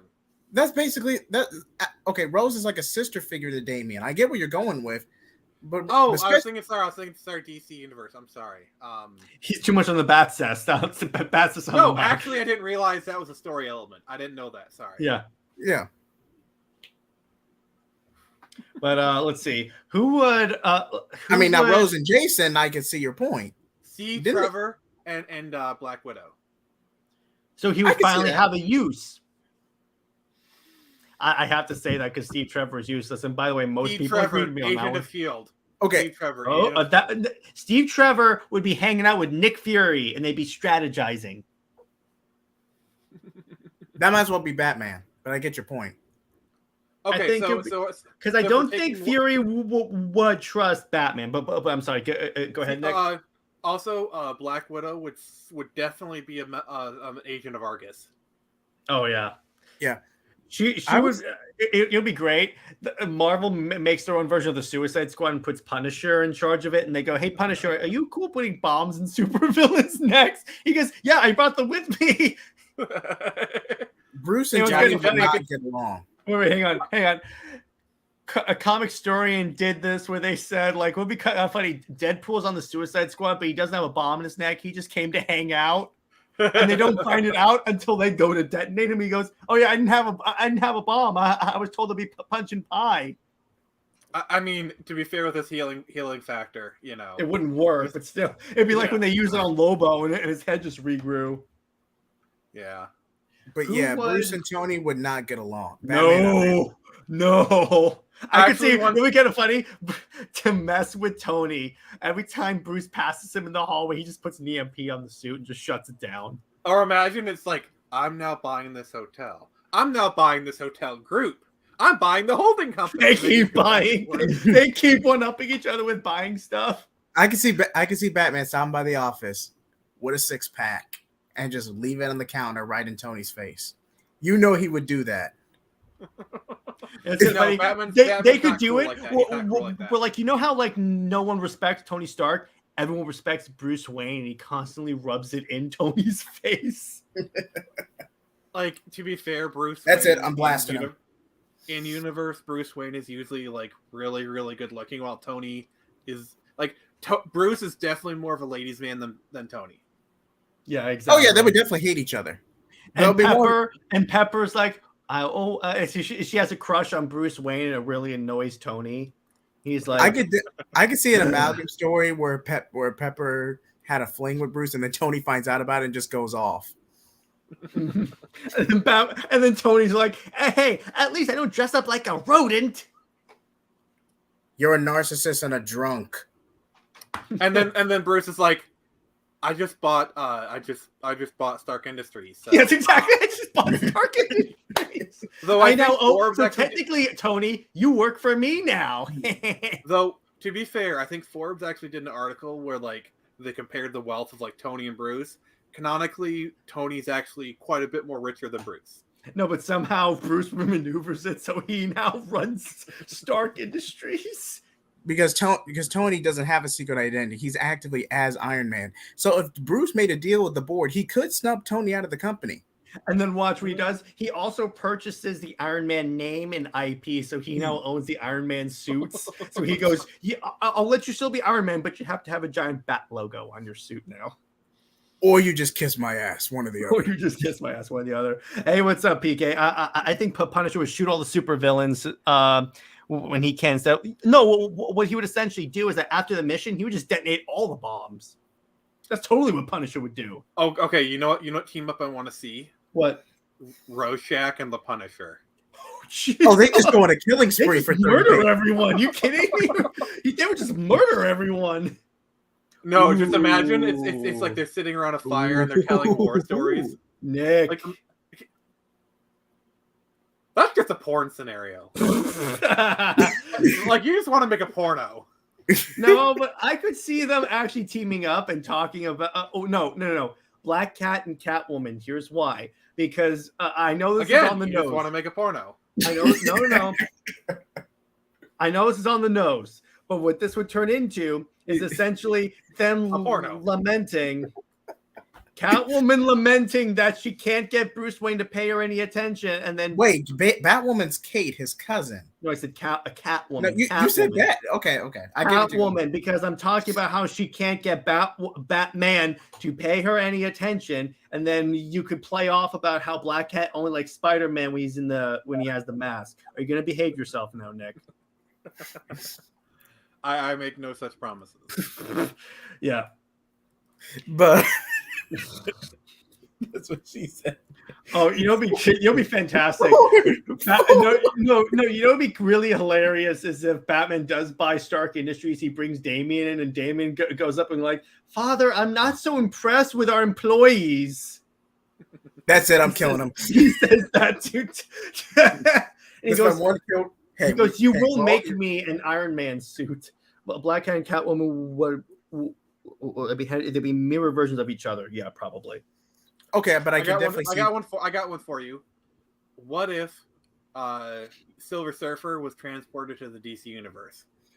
He'd be hanging out with Green Lantern all the time. Yeah. And Galactus would just destroy everyone. I don't think Galactus could defeat the DC universe. I got news for you right there. Well, to be fair, here's the thing. If Darkseid would obliterate Galactus just because if Darkseid is like trying to eat planets, Darkseid would see Galactus as a threat, and Darkseid could totally defeat Galactus. And Superman would just fly through Galactus's head. That's what I'm saying. Here's the thing about. Wait. I don't think that it's as easy as you say, because like Galactus is a Celestial. He is He is he's basically almost on Darkseid's level. Again, the Justice League has beaten Celestial style and powered up villains before. My point is that here's the difference, though. When Superman can punch Darkseid, but he can't just like put his fist right through his face easily. If Superman, that's because Superman's never done it before. But I've seen alternate realities where he flies through really tough guys. But my point is, I just don't think it would be. He probably could do it, but it would be really hard for him. My problem is, and I run into this with a lot of people saying DC versus Marvel. The problem, and it's always my answer is DC, because DC's characters are gods, and I'm like, Superman alone could solo the entire Avengers roster. I got news for you. On any Avengers roster they have. Thor would give him some trouble. Definitely. But trouble 100%, and maybe Hulk, but it would still be the Superman. And then Mjolnir would notice Clark is more worthy than Thor. Shifts over to Clark. Clark gets paid. Wait.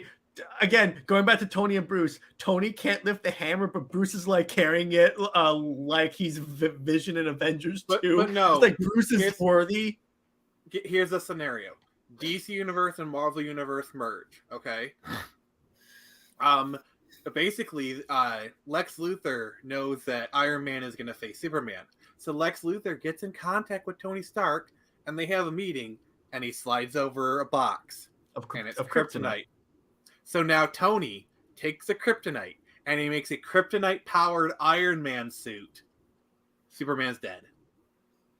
But why would Tony be a villain? I get despite Bruce. Here's the difference, though, Nick. Superman has fought and defeated Metallo, who is powered by kryptonite and uses kryptonite weapons.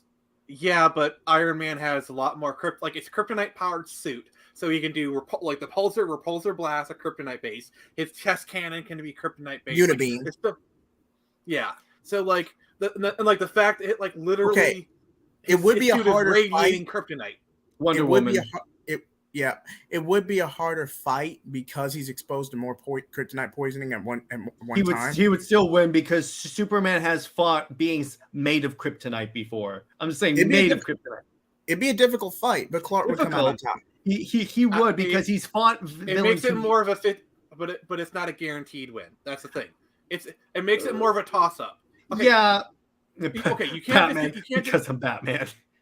I'm going to be charitable. And I'm not going to say it's an instant win for Iron Man, but you got to admit, it's not an instant win for Superman either. It's more. I still say it's an instant win for Superman because he's fought people who have used kryptonite before, and he's always wound up on top. He knows how to fight people with kryptonite. That's what she said. But I still think it's That's not. That's what I should have titled this stream. That's what she said. But here's the thing. Even when he's fighting kryptonite villains, he still struggles like hell. But he would still win. I'm not saying it would be like a 1-2 punch. In other words, if he didn't have kryptonite, I'm saying he would still 100% win all the time. Hold on, I got one. Tony Stark goes out of his way to try to mentor Damian just to fuck with Bruce. My counter. Batman and BVS almost killed Superman with just some kryptonite gas and a kryptonite spear. Okay. Again, an inexperienced Clark, never dealt with kryptonite before, and the fact that he was in the Dark Knight Returns armor, which he has to. And by the way, Nick, that's the difference. I'm talking about Superman that has fought. That was Clark's first time fighting someone armed with kryptonite. Of course, he's going to struggle. An experience.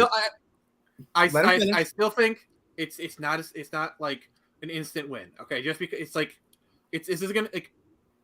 I don't think it's instant. I think it's a guaranteed win if it's an experienced Clark Kent. And the fact that Tony has better tech than what was used to reconstruct Metallo. I'm sorry, so Superman. 60-40 scenario. Superman is a better fighter than Tony Stark. I'm just going to tell you that. But at the same time, kryptonite evens the odds. Okay. All right, let's even the odds. That's fine. All he has to do is he can have kryptonite missiles that could just get around him. And because once Clark starts inhaling the gas, he's going to be weakened. It becomes because Iron Man has shown to be pretty fairly tactical. I mean, not as good as Batman, but he can construct a strategy to face Superman if he really wanted to. But here's the difference, though. Okay, what you have to understand is that Okay, the fight opens up super because I think that Clark knows when the villain's being powered by kryptonite, in other words, through X-ray vision. So he knows, okay, super speed, come up behind him, tear Tony out of the suit, problem's over. But the problem is, if he gets near the kryptonite, he's gonna be weakened. So it's not like, or like Clark's strategy is gonna be keep moving with my super speed, and Iron Man's not gonna be able to target him. Again, there's you're acting like the kryptonite is not even a factor in this whole. No, thing. no, I'm not. I'm just saying. You are. No, Nick. All right. You're All acting like kryptonite is not even a if factor. you may interject. Nick, yeah, go ahead, JJheat. All right, thank you. Let's factor it. Better tech, more kryptonite exposure at one time, both internally and externally. Tony Stark being able to fully adapt on the fly. Now, if Clark had his anti-kryptonite suit, this wouldn't be a factor. Agreed. And Clark would just body Tony. But in a scenario where he doesn't have that suit and Tony has better tech, it would be a moderate to high difficult fight, but Clark would come out on top. It's not guaranteed. Now, the only way Tony would win is if he outsmarted Clark from the start. Which, to be fair, is not that hard because Superman is not really tactical. But here's the difference, though. There's a reason why they never had like Iron Man really fight Hyperion, and because here's the thing: Hyperion doesn't have that kind of weakness, though. And he's a bit of a jackass. Well, he was just New 52 Superman. But my thing is that also Clark is able to think faster than Tony too. So as soon as he detected the kryptonite, he'd be like, okay, gotta keep moving. And what's up, Samuel? Also, Tony can think on the fly. I mean, not as fast, but Not to as mention fast he as has an Clark. entire army of Iron Man suits he can switch in and out of on the fly. No, but he's not going to want to. As soon as he leaves that kryptonite suit, it's over, dude. Superman's just going to pull him out of the suit. Well, the thing is, getting near him is going to be difficult. Also, Heat vision. Again, Superman. What if he sets up? What if he explodes the actual kryptonite itself and causes a chain reaction? Clark's not going to risk massive property freeze damage. breath. Or what if he tries to create a kryptonite powered net? They're not going to do that. That's too Silver Age. But freeze breath. He freezes Tony and is like, I'm just going to wait for you to run out of power. Okay, essentially the Hulkbuster armor powered by kryptonite. That'll give him extra material for Clark to blast and power. To be fair, he created a Thor Buster suit. Yeah, but see, no. Asgardians are powerful in their own right. They're powerful in their own right, but not as powerful as Kryptonians. We've already established that if Superman can beat Thor, he can beat the Thor Buster suit. I'm just telling you if they fought 10 times, Iron Man would win 4. That's true too. He has a blue crystal that makes him immune to kryptonite. He could just use that and go, I'm just going to punch you with this. But no, hear what I said. Yeah. If they fought 10 times, it would be 6-4. Superman wins 6 times. No, it'd be like more 8-2. You got to factor Tony's intelligence. Here's why. Hang on. He uses the blue crystal, which makes him immune to kryptonite, and then the kryptonite is nullified, and it turns into a Kryptonian god versus a dude in a suit.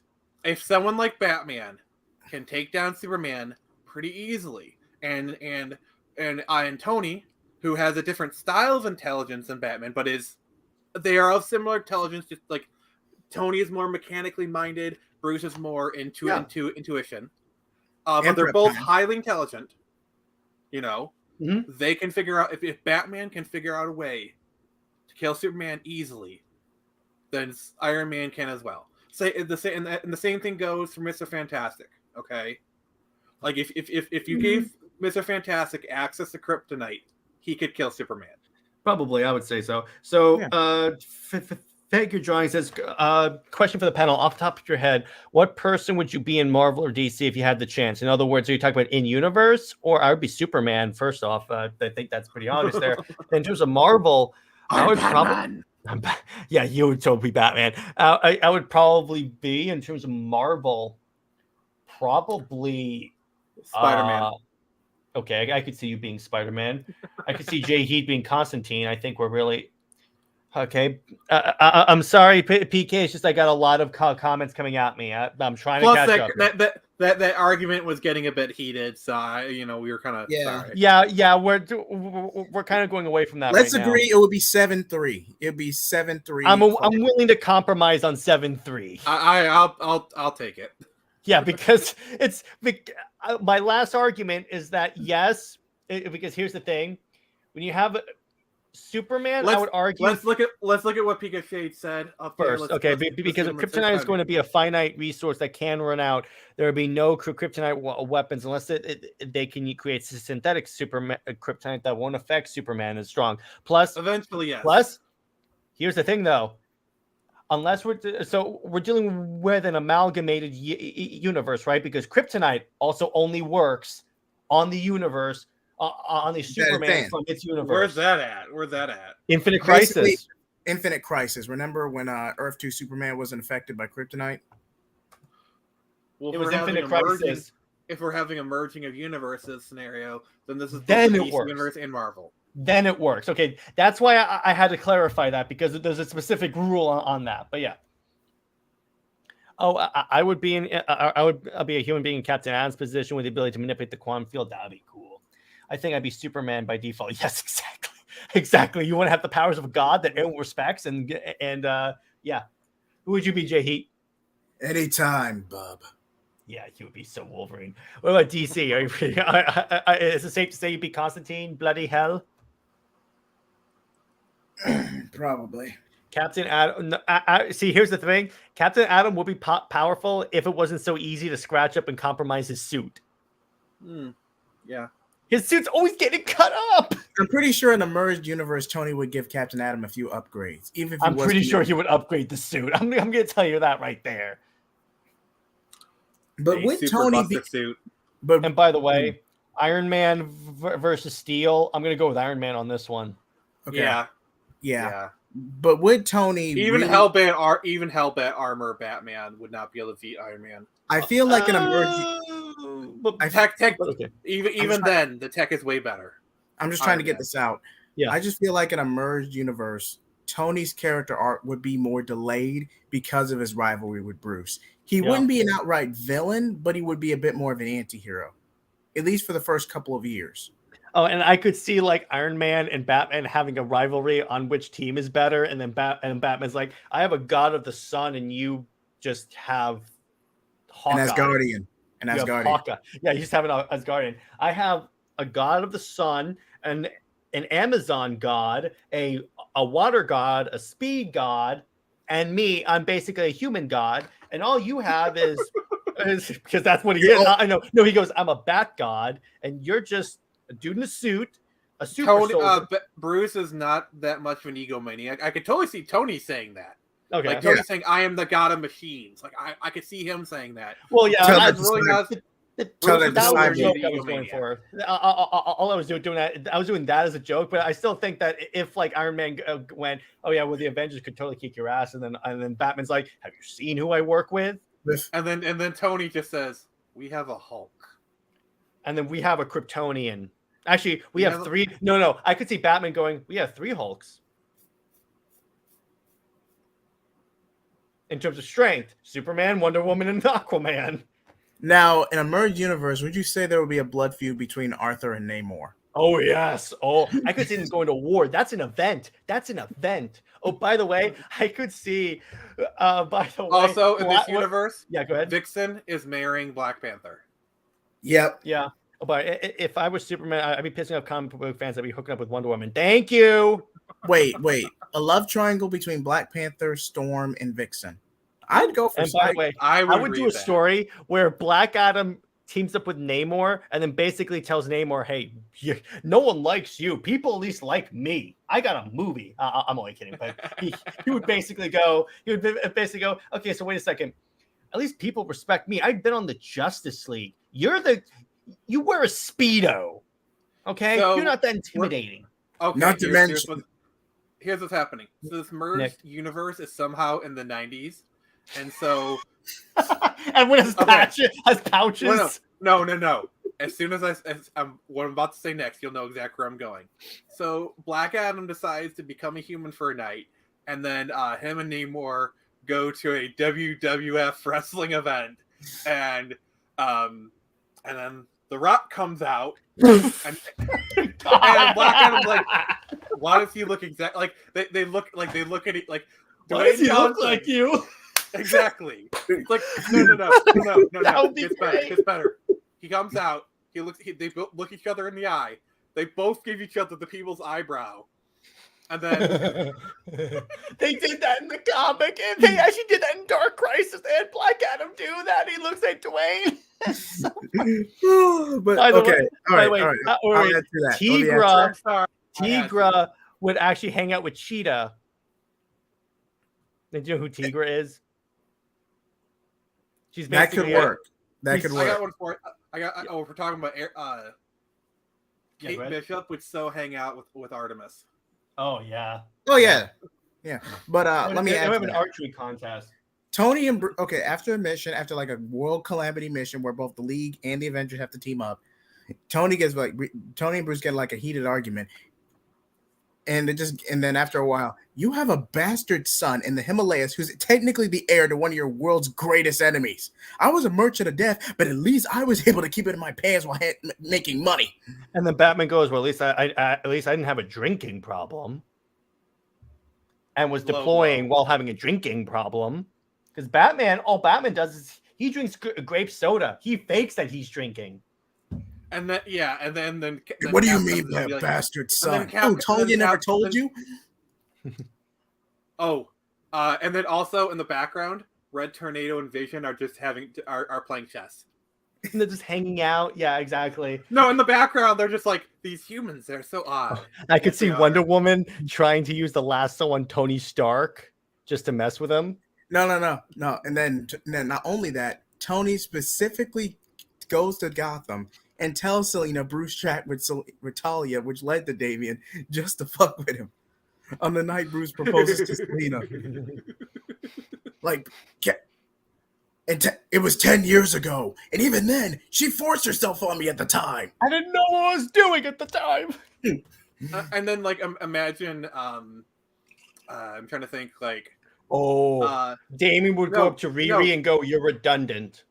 No, here's it is. So it's an X-Men comic, and so class today we have a guest instructor. His name is Dick Grayson, and then Dick Grayson flops in, and all the girls immediately or it'll be like an equivalent to a rock concert if you get what I mean. And then it's revealed Dick Grayson has no powers, and then he basically floors all the mutants. And the lesson is, even if you have powers, you can still be taken, kind of thing. That would actually be a really good comic. Nightwing versus Gambit. No, I got another good one. So there'd be a story. It would be a Justice League Avengers crossover comic where someone angers Bruce Wayne, or so someone does something while Batman's on a mission, and then Flash is like, "What have you done? You don't do this to Batman." And then he goes off to all these different stories. He had contingency plans to take us out. He's gonna kill us all. Essentially, Batman kills the Amalgam Universe. Okay. No. Imagine but Nightwing. I'm sorry, go ahead, Nick. Nightwing is in New York, and he hears about this Daredevil guy. So he goes and they actually have a team up. Wait, who would Nightwing and Daredevil fight in a merged universe team up? Would it be the Hand or the League? It would be both. I would argue Kingpin. No. It would basically. Oh, wait. Imagine if Elektra joins the League of Assassins. Ooh. That's a book. I want to read that book. I can see that. That is a book. Also, who is Power Man beating up because he owes them $100? I would say I would say not Hawkeye, Green Arrow, or Booster Gold. No. No, Power Man breaks into the Bat Cave because Bruce owes him $100. And he goes, and then Batman, he has all this little, he's all suited up. He has the battery. He goes, "Why are you in here? You owe me $100." Because you do know that's actually a storyline where Power Man beats up Doctor Doom because he owes him money. That actually happened in the comics. Mm-hmm. Wait, Nightwing and Elektra? Depends on the age. All right. What would be a good Huntress and Daredevil? What would be a good Marvel DC? What would be a good Marvel DC story for Wonder Woman? Probably Can't something say Thor. Can't say Thor because that's too obvious. Damn. That would be a good story, though. That would be a good story, though. Wonder Woman versus the 9 Rounds. Okay, well, that would actually be. The Greek gods do exist in the Marvel universe. So it's true. So, but I could see like her, like, oh no, a buddy Green cop. Lanterns versus the Nova Corps. No, hang on. It's a buddy cop book where for some reason Wonder Woman has to team up with Deadpool. Oh. And he talks about, well, you haven't had a good creative team in like a decade. What if Diana teaches at Xavier School? I could see that. Yeah. I could see that. That'd be funny. Okay, here's our Gambit tries to flirt with her and Rogue gets pissed off. Yeah. It's like Storm goes, okay, so we have a new a guest lecturer, Ambassador Diana Prince. The Diana walks in, all the dudes are like, oh. I'm gonna go, and then someone goes, she's dating Superman, and was like, okay, never mind. Back it up. Also, back it up. She's a princess. Yeah, great. I love that. I love Red Sun. Let's see. Aquaman would essentially go to Namor, and it goes, you realize that because of you, people are afraid of the water because you keep invading Earth, right? Oh, wait. Hey. It could work. And Wonder Woman teaming up with Jean Grey, I could see it. Depends on the Phoenix Force. Wait. She teams up with Phoenix Jean Grey and helps her control her powers. No, actually, it's in this merged universe. Basically, Dr. Manhattan works with Jean Grey. Okay. Oh yeah, I forgot about Doomsday Clock. Actually, no. If I'm gonna create a science corps, which is like Dr. Manhattan, Mr. Terrific, Reed Richards, Tony Stark, basically all the sciencey people. They're trying to figure out what happened and whatnot. And by the way, science corps. I would not have Peter it where Parker's Moon Girl is the smartest girl and it's the smartest person in the Marvel universe. I'd say no, sorry. Okay, merge universe, Planet Hulk storyline. Oh, I got it. All right. So what happens is that so Planet Hulk happens as usual, but as the last resort, Iron Man calls in the Justice League. He goes, "Hey, Batman, can we get a couple more gods on here because we're getting our ass kicked by Hulk? Can you come and help us out here?" And then nope, asshole. You he goes no. He goes no. He goes you brought no. This on yourself. We're busy. Deal with yourself, and that's the crossover. Imagine Moon Knight in Gotham. Oh God! Yes. Lobo was teaming up with Deadpool. I would argue. To appease the warbound and keep collateral damage to a minimum, Batman would sell out the Illuminati members because they brought this on themselves. Yeah, because Batman would be on the Illuminati. Oh yeah. And I'm like, it's kind of funny. No. What would be hilarious is that the Illuminati story happens, and all of a sudden it's like Batman just shows up. He wasn't invited or anything like that. He goes, "Oh yeah, I knew you guys were meeting here." They go, "How do you know that we exist?" Because I'm Batman. No, Superman has X-ray vision. He told me. Not to mention, I've been pulling the same crap for about 5 years before you did. I have an Illuminati of one on in the Batcave. It's just him. Actually, it's kind of funny. In Brad Meltzer's Justice League run, they had it where the Trinity were the Illuminati of the DC, and they were like meeting secretly in like a secret space room of the hall. What DC villain would you like to see go to Marvel, and like what kind of storyline? Doomsday. Too obvious. Yeah. Plus, I'm not sure they're powerful Side enough. Yeah. No. Deathstroke. That's what I want to see. Deathstroke versus the Marvel universe, and he's Deathstroke versus Deadpool. No, Deathstroke versus Elektra. Oh, that would actually be a cool fight. I think Deathstroke could because he has that super soldier enhancement. Plus, I think Also, he's fought Shiva before. Okay, in a merged universe. I've been trying to do like martial artists. Like, what are some good DC martial artists? Well, let's see. There's Shiva. There's Black Canary. There's Iron Catman. In terms of DC, Shiva versus Iron Fist. I say Shiva. I gotta say Shiva. Iron Fist. Iron Fist is canonically the strongest, like the best martial artist in the Marvel universe. Also, Iron Fist literally has a fist. I thought that was Shang-Chi. They're relative to each other. Ooh. Wait. Dr. Doom becomes a Yellow Lantern. No. Galactus gets a big Yellow Lantern ring. Sinestro Corps versus the Nova Corps War. Sinestro Corps. Galactus versus Parallax. Oh, and Galactus gets an Orange Lantern ring. That's pretty much Galactus. Silver Surfer is a Blue Lantern. He's a Blue Lantern. Deathstroke.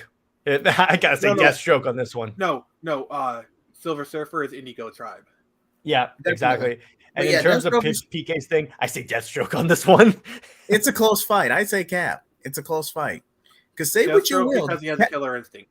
Mm-hmm. Yeah, exactly. But Cap can take more punishment. No, but Deathstroke has swords. He just cut off Cap's arms. Here's the thing.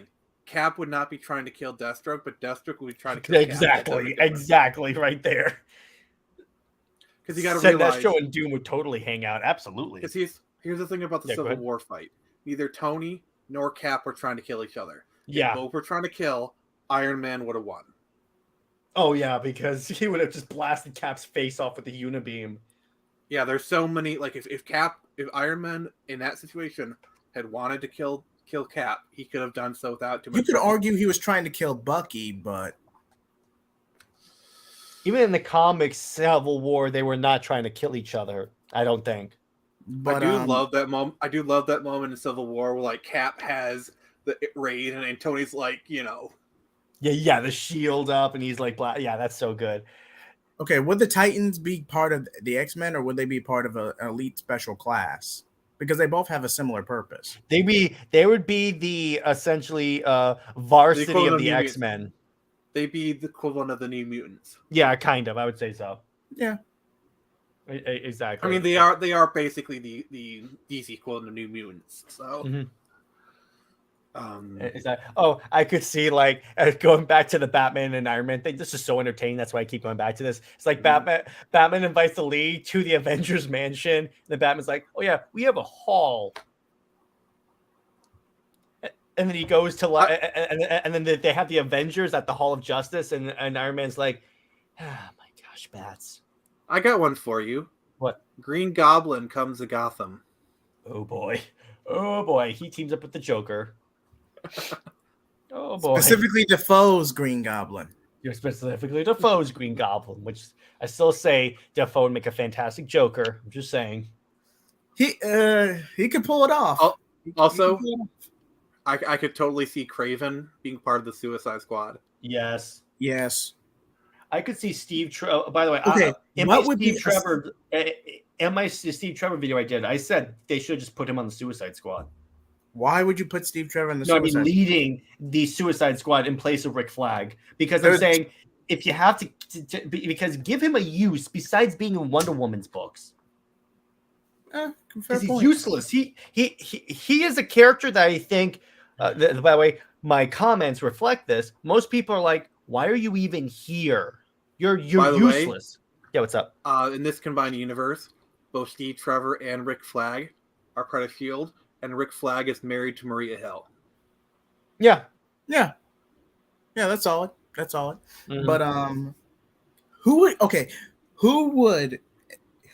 would date Captain Marvel? So someone who has no self. Steve Trevor. Steve Trevor. Steve Trevor. By the way, I could totally see Falcon joining the Justice League. Yes. Yeah. I could 100% see that. 100%. In this merged universe, Falcon would definitely be on the League roster instead of the Avengers. He would be on the League. So, okay. And that which DC character would be on the Avengers? Green Arrow. You already have Hawkeye. That would be redundant. Oh, that's true. Yeah. Naomi. I got it. Yeah, Naomi? I was about to say Naomi. All the characters that should not be on the Justice League but have been forced on the Justice League. I could see Huntress as an Avenger. Oh no! Oh no! He do it. No. He do it. Constantine. But Not even I would see below me. Do I look bloody? No. Guy Gardner. Oh, Yep. Magic and Scarlet Witch would join Justice League Dark. Plastic Man has no self-respect. Why he would take Captain Marvel? No, Scarlet Witch would team up with like Constantine and Zatanna. Yes. The Justice League Dark. Absolutely. Yeah, she would definitely be on the Justice League Dark. Okay, a love triangle between Constantine, Zatanna, and Scarlet Witch. Oh, because Constantine is also a chaos magic user. Mm-hmm. Yeah. Let's see. I could see. Let's do a couple more, and then we'll log off for the night. I think. I could see Zatanna going for Doctor Strange. Yeah, I could. But see that would be just to fuck with Constantine. But I get your point.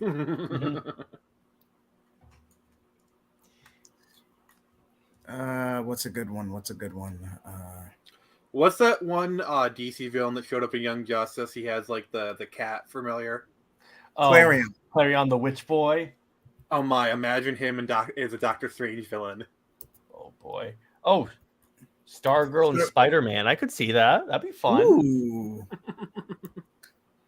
Wait, which Spider-Man are we talking about? Miles Morales? That's a good question. Yeah, I think either one could work. Well, if we're doing Stargirl, I imagine her. She's like teenage, young adult. Yeah. Peter Parker's more late 20s, early 30s, so age-wise wouldn't really work. I'd say Miles then. I would say Miles. Mm-hmm. Basically, you have Stargirl shows up at the whatever high school, and they start dating. I could see that. Or Miles is part of the Teen Titans. Okay. Yeah. What Honey Badger a teenager, or is she still a little girl? I have no idea who that is too. So I'm like, Honey Badger is like a split off clone of X-23. It'll be hilarious. Superman throws Krakoa into the sun because he's like,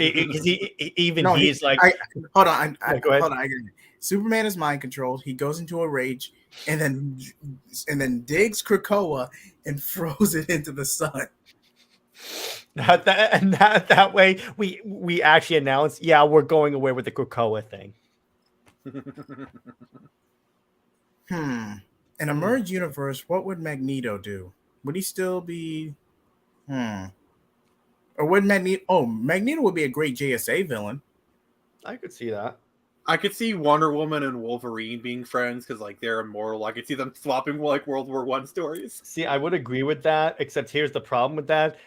Their personalities are completely opposite because Wolverine's more like, I'm going to murder people. And however, that's why I'm saying they'd be friends. They respect each other. Okay. If you can warrant and justify Wonderbat to certain degrees, in a merged universe, Wolverine. He knew where you were going. I knew where you were going with that. You're staying down there, JJheat. I'm officially calling that ship Wonder Beast. Wonder Beast. That just sounds so like bad. No, Wonderclaw. It's Wonderclaw. No, she totally would not date Wolverine. No, she'd wouldn't. see one thing on him in combat and go, no, he is too much. Like if you want to see a ship that would not work. Actually, it would definitely work as a flame. Thor and Wonder Woman. That would work more. There'd be some electricity between them. Little on the nose. Yeah. That and they're like, I'm sorry, my pun. You have a crazy family? So do I. But yeah, in all seriousness, Wonder Woman and Wolverine would have a deep respect for each other. I would say at least a deep respect, but I could see Wolverine like hanging out with Batman. That I could see. Hold on. If we were to ship Barbara with a Marvel character, who would we pair her with? Barbara? Spider-Man, Peter. No.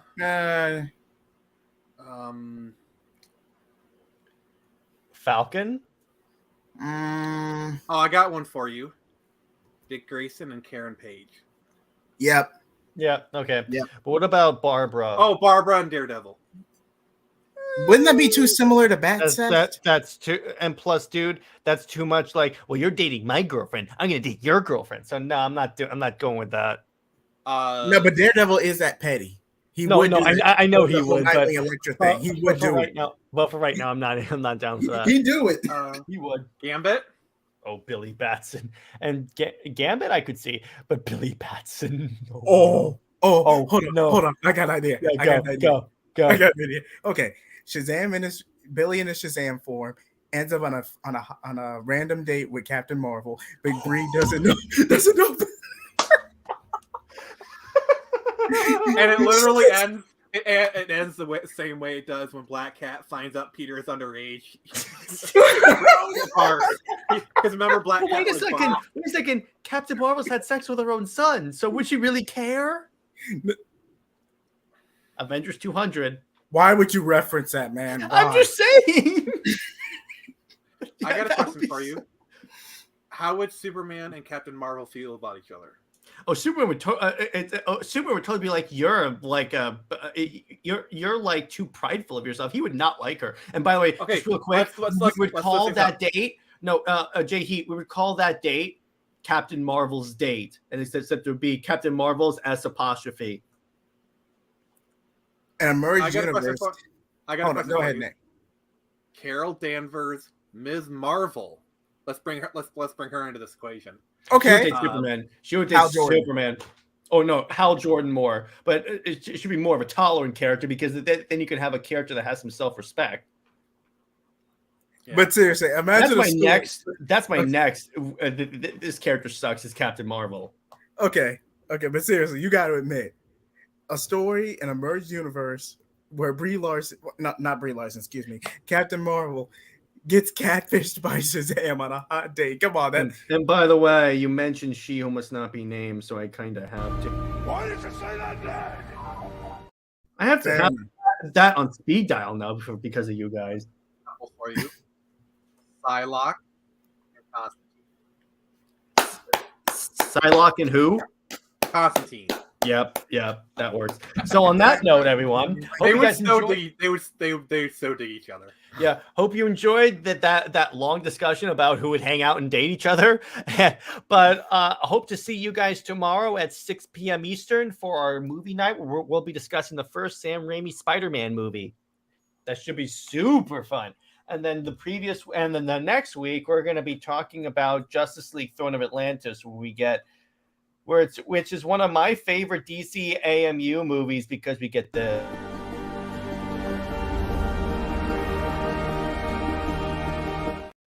And by the way, here's who Bats would date. Rogue is a teen, but anyway.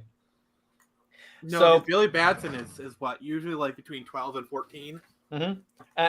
And by the way, our next Under Two Capes episode, which should be up on Sunday, will be about characters that should get more attention. In other words, characters that are ignored.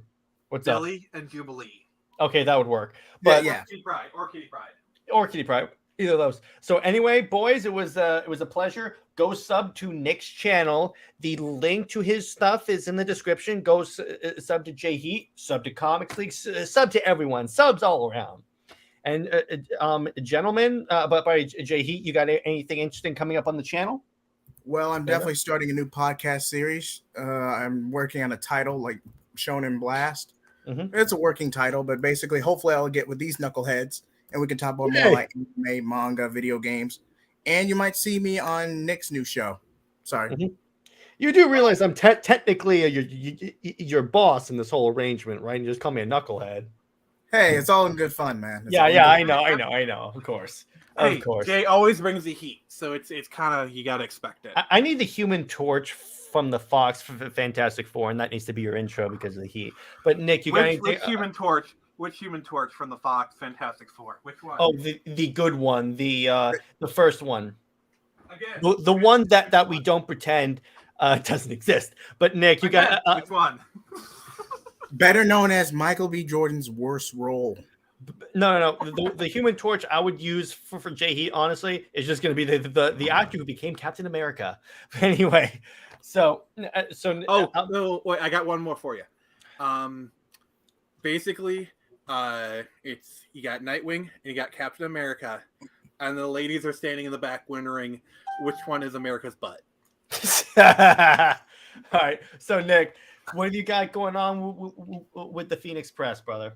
Oh, I got a lot of stuff. I got gonna be on this awful channel some more. I actually got a con on Sunday. I've had to eliminate you guys for so much during this week. Yeah, and then I'll be starting up production on Turn Samurai issue 3 next week, so that's gonna be exciting. Yep, Nick and I both have Screecher, so we love that. And in terms of me, expect a Screecher review. It's going to be either the end of this week or early next week, but expect a Screecher review on my channel. Are you going to tear it to shreds? No, I enjoyed it. Hold on, I even got it right here. I'm going to do my updated one. I'm going to tear it to holy hell. But yeah, so anyway, in terms of Comics League, this coming Monday, our video is going to be how they need to revert Captain Marvel back to the way she was Ms. Marvel. You don't necessarily have to take away the Captain Marvel role. They just have to write her like she was back then. Characterization, basically. Characterization has to go back to that way because she was way better then. And in terms of Indie Wednesday, we're just I got a bunch of indie books I want to cover. In terms of Under Two Capes this week again, which will be up on Sunday, we're going to talk about the comic book characters that don't get enough attention. In other words, a character that you like, that we're going to each have a top 5 list of characters. I'm going to review Screecher 2 when I get the physical copy delivered to me. Sweet. Yours, Pika, all copies of Screecher have been shipped out. So you should be getting it probably sometime this week, if not earlier. Mm-hmm. So, yeah, and we're going to talk about our top 5 characters that we think need more attention. If that's movies, games, comics, etc. So on that note, stay at work, everyone. We appreciate you guys watching, and Excelsior. Have an excellent weekend. We'll see you guys tomorrow. Excelsior. Where's my outro?